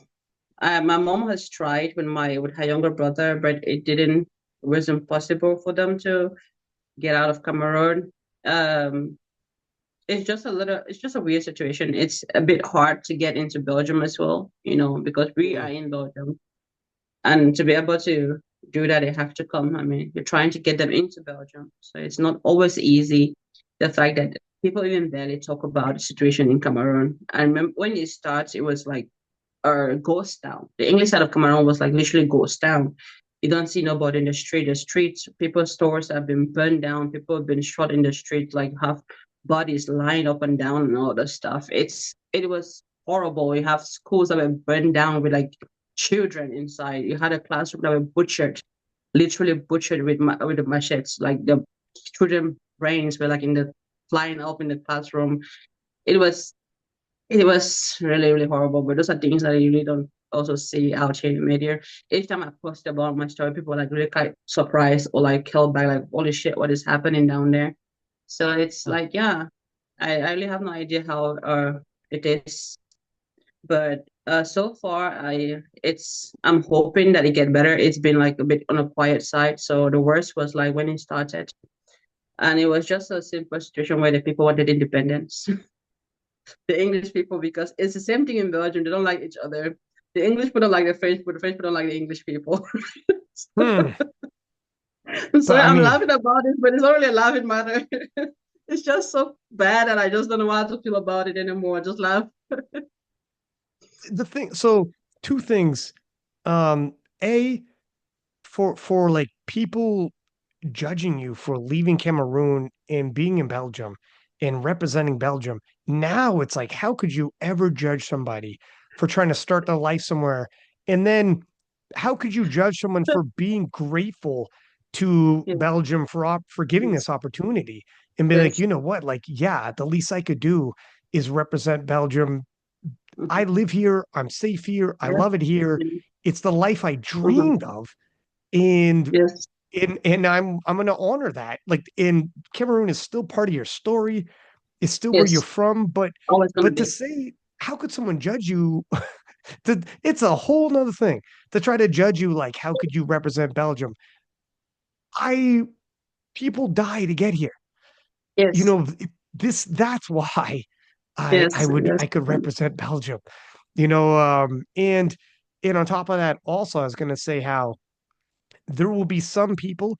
It's a reminder that for some people listening, you might be living a life that on your worst day, people would risk dying to have. Yes. Your 100%. worst day you complain about, there are people out there who will risk their lives 3, 4 times over on a journey just to have your worst day. Yeah. I really hope that people can always think in a more positive way, and I feel like if we're able to achieve that, there's going to be less people doing suicide stuff. Is it easy? Actually, it's absolutely not. I don't want to ever downplay anyone's situation or anything like that, but I know that for me, the thing that keep me going is always assuming that somebody else is having it worse than I am. Literally, even if I'm at a gunpoint, Mm. I'm like, I'm still breathing, even though there's a gun on my head. I'm still Still breathing. here. Somebody else is not breathing at the moment. Yeah. So Hey, look at you now. Like, there's some people who didn't make it out. To your point, when you're talking about what's yes, happening right now, some yeah, of these people perished before they hit 20 and yes, never made it. Ryan. I am so grateful every morning I wake up. It's a new beginning. Every morning I wake up, there's life, there's breath. I can breathe. I have, because I always say like not everybody was able to see a new day, Mm. but me being able to just wake up and see a new day, I'm very grateful for that. Because like if you're coming from where I am, like every day is a blessing, like a gift. Mm. So it's not because I am more favored by God or by I'm more righteous, or it's just simply because I'm for some reason I feel like I'm blessed. Just every day I wake up, I'm like, I'm blessed to be alive. I am blessed to have this opportunity to maybe start over or to correct some mistakes that I have done, or to be able to, because when there is life, where there's life, there is hope. That is something that you can never, I mean, there's hope, there's always, you need to be able to be hopeful, you need to be able to want to be better, to get better, to dream. I love imagining becoming this big person in the future, and that just keeps me fighting. So yeah. Mm. I mean, from where you started to where you are now and the things you're doing, which historically speaking, we've never seen, and the goals you're chasing down, and you look for the future now when you talk about Euros, you talk about Worlds, you talk about World Games, talk about future Sheffields. Like, yeah, it's crazy the things that you're going to experience, you are experiencing. Mhm. Um, it's a life. Your life has been a hell of a journey. Yes, yes, 100%. If you ask me, when I was like just a little girl, like surviving in the village, if I thought I was ever going to be in this situation, I would tell you yes, because I was determined. I was like very little, but I was determined. My grandmother knew, like I could like walk the whole day, be able. I worked so hard that I had my own farms at a very young age. My grandmother is like, you take this farm over here. If you can work, you can cultivate it and harvest a crop. You can do whatever you want with the money. So I was young, but I was in a situation where I always tell my grandmother that if I don't make it out of this village by education, I will do it by working hard. Those I was determined. So if you look at it, like, so if I look at my younger self and be like, do you think we'll get here? I'll be like, yeah, I did, because I was a determined child. So no matter what happened, no matter what was going on in my life, I was determined to make it out of my village. Now, when you And show up at I feel like it's the same. If anyone is in a bad situation at the moment and they're determined to get out of that situation, they will get out of that situation. Really, it's just always trying to see the positive of whatever happens around me. It makes I always like literally word to word. What doesn't kill you makes you stronger. That is me. Like that's literally me. If you define it, it's like you're using me to define a word, because that is literally what didn't kill me in the village. Just only got me stronger. Because look at where I am mentally and physically. I'm capable of so much more. It's like when people ask me all the time, "Are you not scared when you handle these heavy weights?" Do I even? I don't. Fear doesn't exist in my dictionary when I handle heavy weight. I don't wanna. I don't wanna have to give my chance. I don't wanna give myself the chance to fear those weight, because then I am not ready for it. I'm putting on myself for failure, because I've always been the kind of person that want to believe in something first before I even attempt it. So I'm always going to the gym knowing 100% like if I want to hit a PR today, I'm hitting a PR today. We don't fail singles. That's what I always say. what just occurred to me is if you open up and say, they say what doesn't kill you makes you stronger. Mhm. And I'm the strongest woman alive. So you imagine what I've been through before you met me. And then you start telling your story and it's like, holy shit. Mhm. It's true, huh? And like that expression does, like when you show up at events and people like you nervous for this or that or whatever, it'd be like, this is light work. This Yes. is light work. Don't, I don't feel like worry about sometimes that. I prepare myself so mentally, like even if I feel it was physical, it wasn't anything mentally anymore. It was just pure physical. Yeah. Yeah. That's It's I, I'm always told. I mean, failing to prepare is preparing to fail. That is it. If you fail to make a plan or to prepare for something, you literally prepare yourself to fail. That is literally how it. That's I've always been told that, and I've always believed that. So it's mm. always make a plan and dream bigger. It a lot of things make sense too with your approach to the world, your approach. Like we see you on a sporting level, and be like, look at, I'm here today. I'm going to make the most of today. And Yes. when you hear people's background again, everything makes a little bit more sense.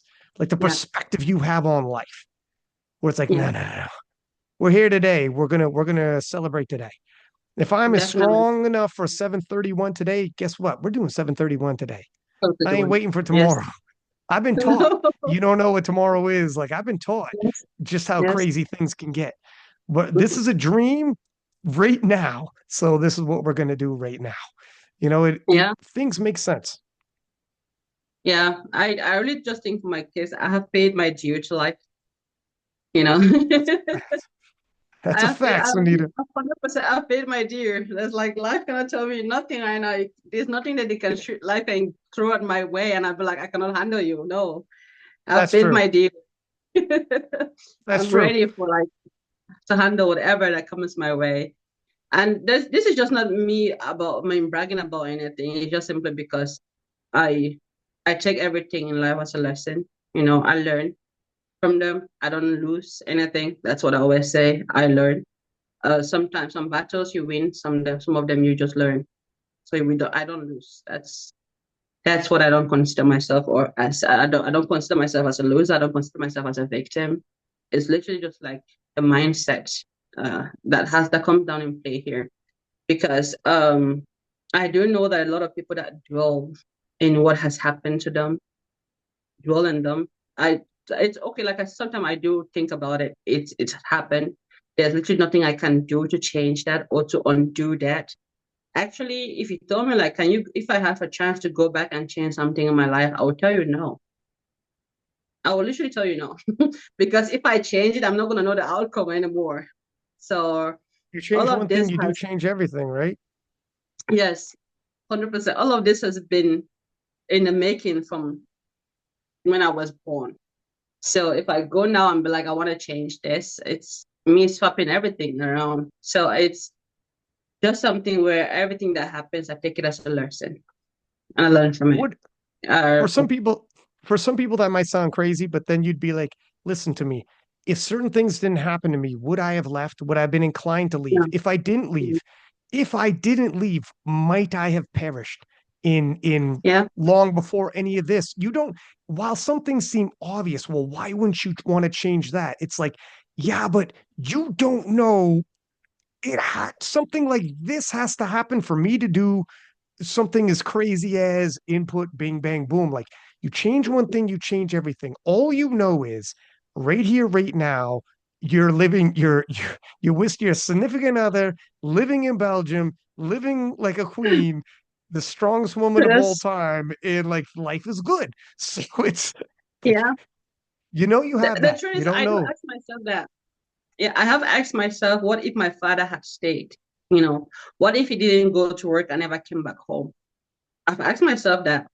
The thing is, at the end of the day, it comes down to the fact that I wouldn't have been here in Belgium if he didn't. That one moment would have changed everything else. Yeah. Okay, maybe I would have stayed in a home where the father was abusive to my mother, but I wouldn't have gone through the rape stuff, the abuse that I had to face in the village from my own family members. I wouldn't have gone through that. So, but again, it comes down to the fact that I wouldn't have been here either. So at the end of the day, when people be like, "Are you not really curious about your father, or find out the reasons?"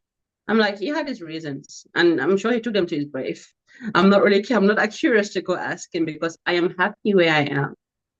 I mean, did I wish that he was in my life, or that I didn't have like this emptiness when it comes to a father's love to his daughter? I wish that I'd experienced that. I do wish that I did experience that, but at the end of the day, I wouldn't change this person I am today for anything else. So You're you because of everything that's happened. I do yeah. wonder, like, does he know that who you are, that you're his daughter? Is he out there and does he know his daughter became the strongest woman in the world? No, he died. That's Oh, that's right. That's right. That's right. You told me that yeah. story. Yeah, yeah, Yeah, I yeah. did. I only heard he died. I never went to his grave. I don't even remember how he looked like, Ryan. That's that picture of him, that picture of that person completely faded in my mind. I mean, there's only so much you can hold on to. And I mean, if you show me a picture now, you have to tell me that was my father. So that picture of who he was is like completely faded. The only thing that is left is the memories of the abuse my mother was facing from him. So, but apart from that, I think my older sister will have more memory of who he was because she was older. But I'm not. I don't want to know. I really don't care. Well, you know what? So they say hell is when you die, you get shown the life you could have had, but you didn't have the Yes. courage of having. I wish he's seen that. Well, if he finds out your daughter became the strongest woman in the world and you fucking missed it. Yeah, You do you understand if you are a man and you find out you're gonna have a daughter who's strong physically and mentally, and mentally. the thing she achieves inspires people all over the fucking world. And Well, her yeah. life story is a story of courage and inspiration that people all over the world take inspiration from, and she becomes the Mhm. strongest woman in the world. And he would have a smile on his face full of pride. And then the person tells him, and you fucking miss it. How you like that? That's all he needs to know. That's karma. And you missed it. Big And cover, big one. that's karma. I always say it is his last. You know, it is not mine. It's not my mom. It is his last. Yeah. But also the fact that he has family members. I'm sure they will know because I mean they usually find a way to keep up. But I don't know them either. So I don't know his mother, whether she's still alive or not. I don't know his siblings. None of those people ever showed up to even check how we were doing, you know, if we were still alive or if we were okay after he disappeared. And it's just a situation where I do wish I had the father that was present, that did care, you know, that showed me some love or told me how I should be treated by other people. That's things that as a girl you're supposed to learn from your father. And that one thing that I know that kept me also going was my hatred for my father, if that makes sense.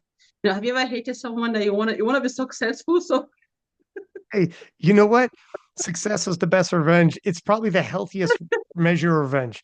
Don't get this is what I tell people all the time when they get spiteful and want to go out of the way to hurt someone. It's like, don't yes, hurt them. no, Just don't be hurt so them. Just be successful. successful. Yeah, yeah. Be so successful that they're like, God damn it. It's like, yeah, I'm doing good. I'm doing great, actually. Yeah, Yeah. but that's it.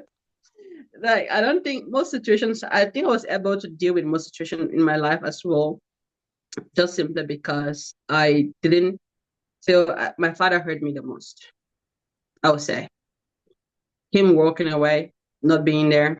Uh, I feel like I was more hurt by that than anything else that happened to me, which is weird. Not So really. I I don't don't know think if that that's is weird. I don't think it's weird. You know why? Because you expect more from him. A stranger is yeah, a stranger. They don't know you. It's like you knew yeah, me. You more than knew yeah, me. I came from you. yes. You And I just feel like I needed his protection, and that I never had. It's because again, an African family household, the father is the protector. You know, he's supposed to be able to protect you. He's the head of the family, and he's supposed to be able to protect his family and his children. But mine was just I hated him more than I ever thought about my mom abandoning me. Okay, I know my mom was never there either, but my hatred and my pain, the anger that I had in me was caused by him, not by my mother, was by him. It's some at a certain point it was consuming me. It was like I came from being this happy and brightful child to like this anger, like angry child, such a way that at the end of the day, I knew I had to let it go because it was hurting me more than it was hurting him. So that was when it was like, yeah, we need to work on this and just let it go and let it slide. It's just the fact, like asking myself, like, what was wrong? Why didn't he want me? You know, why didn't he want us? It's it's just some questions that you ask that you don't have answers to. And I know I'm never going to have answers to that. But the fact that he never wanted us, so it's something I'm never going to have an answer to because I think only him can answer that. But that is something that hurt me so bad that I don't know. Sorry, I don't I don't know know. why he was making this Hey, channel. I here's the thing. I don't think it's not you or your family. It was him. It's a him thing. It doesn't matter what you were or what you weren't. He has no idea it was a him thing. You know what I mean? It But doesn't, I really hope there's that nothing you could do or say. I always say I really hope that if you're a father listening to this and you have kids, you have a daughter, you have I mean, no matter what, I don't think you should ever give up on your children. It's a scar that never healed. It's never healed. Uh, because it's for some reason I feel like everyone is always gonna walk away from me. I feel like I'm never gonna be good enough for anyone to wanna stay in my life. That is something where I've had to live with forever. Just knowing that I just prepare myself to always be like on the losing side where somebody just always work away, pass through. I always say if I wasn't good enough for my own father to stay, I'm never gonna be good enough for anyone else to stay. Those are the Mm. things that I get to live with because he chose to walk away from us. So Mm. it's That that probably again, it will make you who you, well, I mean, it has to make you who you are today. yeah, yeah. And it's gonna make me a far better parent. And, I'm not a father, but uh, when I become a mother, I'm sure I'm gonna be like so protective. well, guess what? Your kid, your kid is gonna have a mother who's the strongest woman of all time. That's a pretty protected kid. And also So Christoph is a freaking Viking of a man as well. good luck to anyone that bullies them. Yeah, that's a well insulated little munchkin you guys are gonna have. I'm sorry that I'm always Great. crying. This is like the second time No, I'm you know what? here, and You every got time you I'm you got always me this scared. episode though. This time around, you got me though. So it's I'm sorry. not. But it's really a bad. This wall is like it's not like you get they give birth to you and they put you out there like there's no manuals like to know how to live the life. But it's like again, it always comes down to the fact that leaving your children behind, you never know who comes into their life. I've read stories about kids being killed by their step parents and or how they're being treated by one. Mine, I think I mentioned the last time he was sexually he was like sexually harassing me and wanting to sleep with me and stuff like that, even asking me to repay him for being good to us Mm. by having sex with him. And those are things that you're leaving your children out there to go through. you know it's for some, no matter what, when every time when that happens to me, I'm always like, if you were here, if you were present in my life, if you were just there or doing something, I don't think I would be in the situations. But yeah, it's a very bittersweet moment each time for me when I talk about I don't talk about my father that much. You almost never hear me talk about my father on a post. It was my mom, and my mom days my mom dad. But yeah, it's it is his lost, but it is a part of me also that I don't know if it's gonna heal up, if it's ever gonna heal up. Just On the flip, if like you have, felt sorry, go on. Sorry. I mean, just the part of ever feeling like I'm not good enough. It's I'm the strongest woman in the world. I still feel like I'm not good enough sometimes because of my father. It's crazy, crazy to think But about it.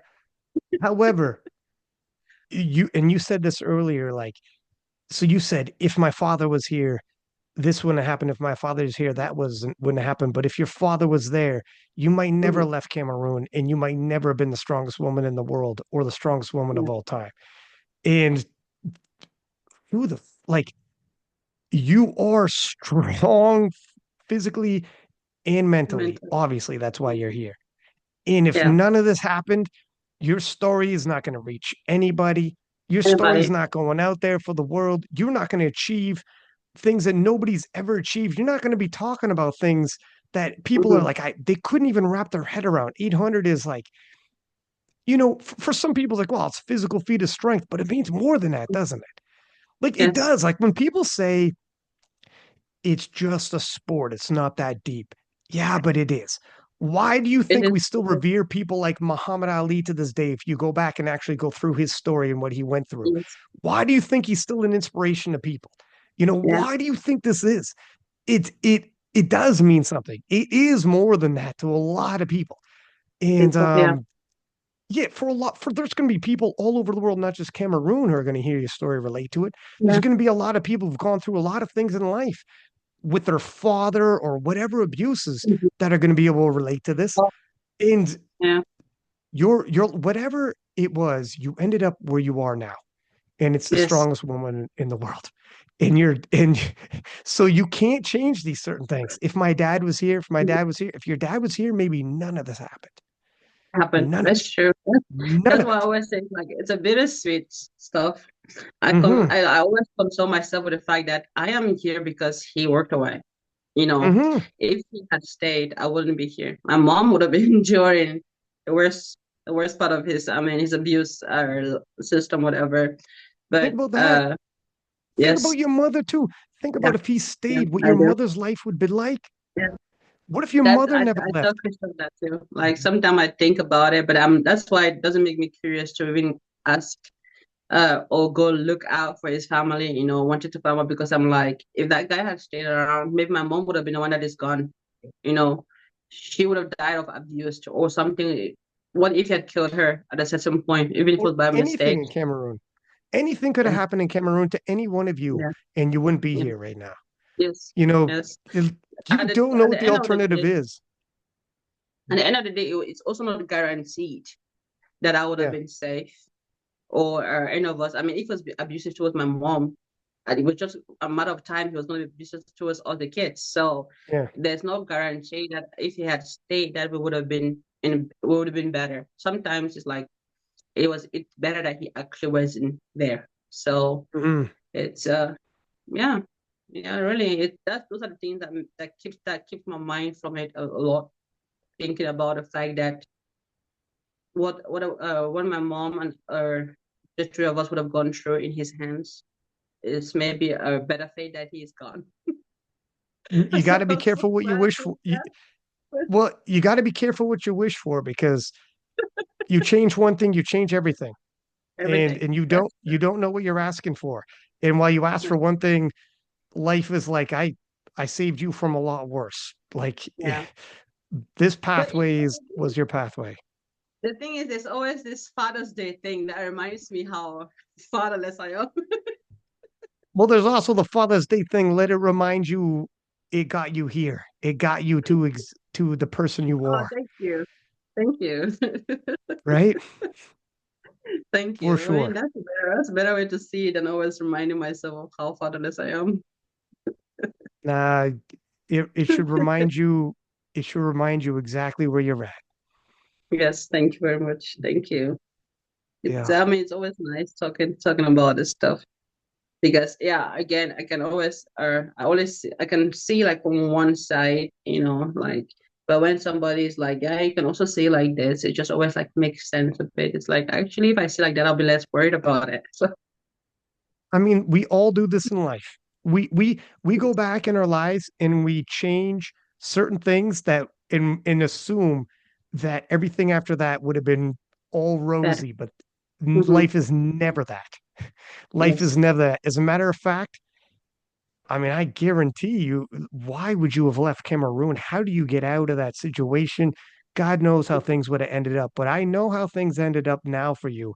Now And it's it's good. incredible. It's You were good. Yes. literally you're a woman that a 6-year-old walks up to, and you're like a freaking Marvel comic book character to these kids. They're like, you know what I'm saying? That, These I'll kids are never like, forget that holy moment. shit. That was so unreal. Like I was like, I was blushing away because I was 6 year old. I was like literally sitting there like going just because I was 6 year old. That's like it's always like even if what I do can touch the soul of one person, like one person, then I know that yeah, I did. I mean, my purpose, I achieved my purpose in this life. I was able to motivate one person. I was able to stop one person from doing something that was gonna take their life. I was able to make somebody relate to me and was able to overcome their situations. It's those just the thought of that sometimes it's like, yeah, it's worth it. You know, it makes everything else worth it. I mean, if you at some point and you know whatever parts of the story you deem would be appropriate for a venue, like if you ever went to schools or you ever went to even if you went to like abuse shelters or whatever, like it would be. I can't even imagine. That is a good idea. Abuse I can't centers. even imagine what it would be like for any kind of conferences, abuse shelters, public schools. I mean, you could do all the above. You don't have to do one of them. For the strongest woman in the world to walk in and start talking would be crazy impactful, crazy Yes. impactful. And you show video footage of like you did about the house you grew up in Yeah. with dirt floors and no roof and be like, this is my house. And you Mhm. talk about your story and then where you end up, you know, forget about it. Like you, they can make documentaries on you, obviously, and they should. And you should be on like, you know, all the biggest of podcasts. But yeah, if you, there's so much good you could do when you're ready for it. And you give the parts of your story that you deem appropriate for whatever. But like when you go to a Yeah. public school, if you told them, you know, just where you come from and what you end Yeah. up being the whole nine, like you literally would be like a walking, talking superhero to some freaking 8 and 10-year-olds. Like, you know what I Oh, mean? You know how many little girls will be like, oh my God, the strongest woman yes. alive? I'm like, Yes. yeah, oh yeah, oh yeah. You could I remember when I was on the Canadian national team, I was like squatting bleachers with people on it. Can you imagine? And the kids would go crazy. Can you imagine you doing stuff like that? The kids will go Yeah. crazy. The kids will be like, she's incredible. And then you Yeah. start talking Yeah. about your story, they'll be like, who tells you you can't? You You know, can. look where There's you no came one. from. No one. Yeah. Look No what one. it's and then that's for the kids. And then when if you showed up at like whatever abuse shelters or whatever podcast, it would be Yes. yeah, you got a lot. You got to the world is your oyster. And this is obviously long after you're done competing as well. This is all yours. Yes. No one can take away what you achieved. You already did No. it. Yeah. You've already done it. So Yeah. from here on out, you got this in your back pocket. Who knows the good you're going to do? And Yes. only because you're strong enough to handle this is it Yes. you who could do it, right? Yeah. I always say God give his hardest battles to his, I mean, strongest shoulders. So just so one of those. Well, you're literally the strongest. So it's a gift and a curse, but you are Yes. literally the strongest woman Yes. alive. So Thank frig, you. Thank you. I guess, right? Thank you. Well, listen, Thank you very Sonita, much. friggin' talk about a hell of a freaking. I told you, you coming on this podcast is phenomenal, and it's not just like you truly are a remarkable storyteller, and you truly are a great speaker. It's Thank one you. thing to like honestly though, and it's not it's a skill though. It's like a it's one thing to have lived it, and some people have lived extraordinary lives and have so Hmm. much to say, but it's not their thing to say it. They're just not. You Yeah. are, and that's not Yeah. small. That's not small, kid. I'm telling you. And whatever I think, avenue you choose to yeah. pursue with Hmm. everything you've achieved as the vehicle, Hmm. I'm telling you that it's wide open for you. It Yeah. is wide open to make a difference and make a difference, like a huge positive difference. I Thank guarantee you. you, everything you're doing means a lot. So, Thank I you mean, very I much. hope you crush 800. I hope you do everything and yeah, and obviously, give a shit if you never squat 700. You're allowed on your open door policy on King of the Lifts. I'm telling you right now, it was the cutest thing in the world when you're like, God, I hope I hit 700 so I can come back. It's like, are you crazy? It was so cute. People in the DMs when I was like, yeah, no, Sunita's coming. And she didn't squat 700. Like they were joking, obviously, because they thought it I was know. cute that you were even thinking about that. But yeah, we'll talk again. Um, good luck on like frick. I'm so appreciative you coming on, sharing your Thank story. you. And Thank you. like I know it's hard. I know it's difficult, but Yeah. also I know the people that are gonna hear this and how many Hmm. and what it means to so many people. And initially I'm sure it's difficult, but then like later on, you're gonna feel better Yeah. of having done it. And Yeah, definitely. Definitely. It's like I got so much good feedback from the other podcast. It was like I was just smiling from ear to ear. I had like people sending me all these long messages about how they could, I mean, knowing that I went through all of that, how it motivated them. And I was just like, oh my God, this is like so good. And it really, that's why I started thinking about a book thing that you said, because I got like so much feedback, right? That was mm, crazy. That was you really have to do a crazy. book at some point. You audio and written. I mean, you got to. Oh my gosh. I mean, I'm obviously getting it, even though I've heard of some of this story. It's amazing. But first, do everything you're going to do because you're doing some Yes, of the biggest parts of the book right now, yes, right? yes, yeah, You're living it right now. yes. Even 2023 Worlds, that is going to be an amazing chapter of your book. And that's Oh, that was before you crazy. do all this. Like there's That so was many parts of crazy. your book that are going to be amazing. They're going to be freaking amazing. I'm cheering for you, kid. I mean, I won't be at Euros, but you know I'm going to be watching. But Let's see I what you do. know. I'll see you at Worlds. We're gonna keep in touch, and Yes. Okay. I'm grateful. Powerlifting's got you. You're Thank one of the you. good ones. Thank you. You're one Thank of you our very much. diamonds. You're one of our Thank diamonds. you. And so Thank you thank you so for much. coming on. We'll be in Thank touch. you. And for everybody listening, as per usual, please do subscribe, give us high ratings, and until next time, six pack Lapadat, six up, and we are out.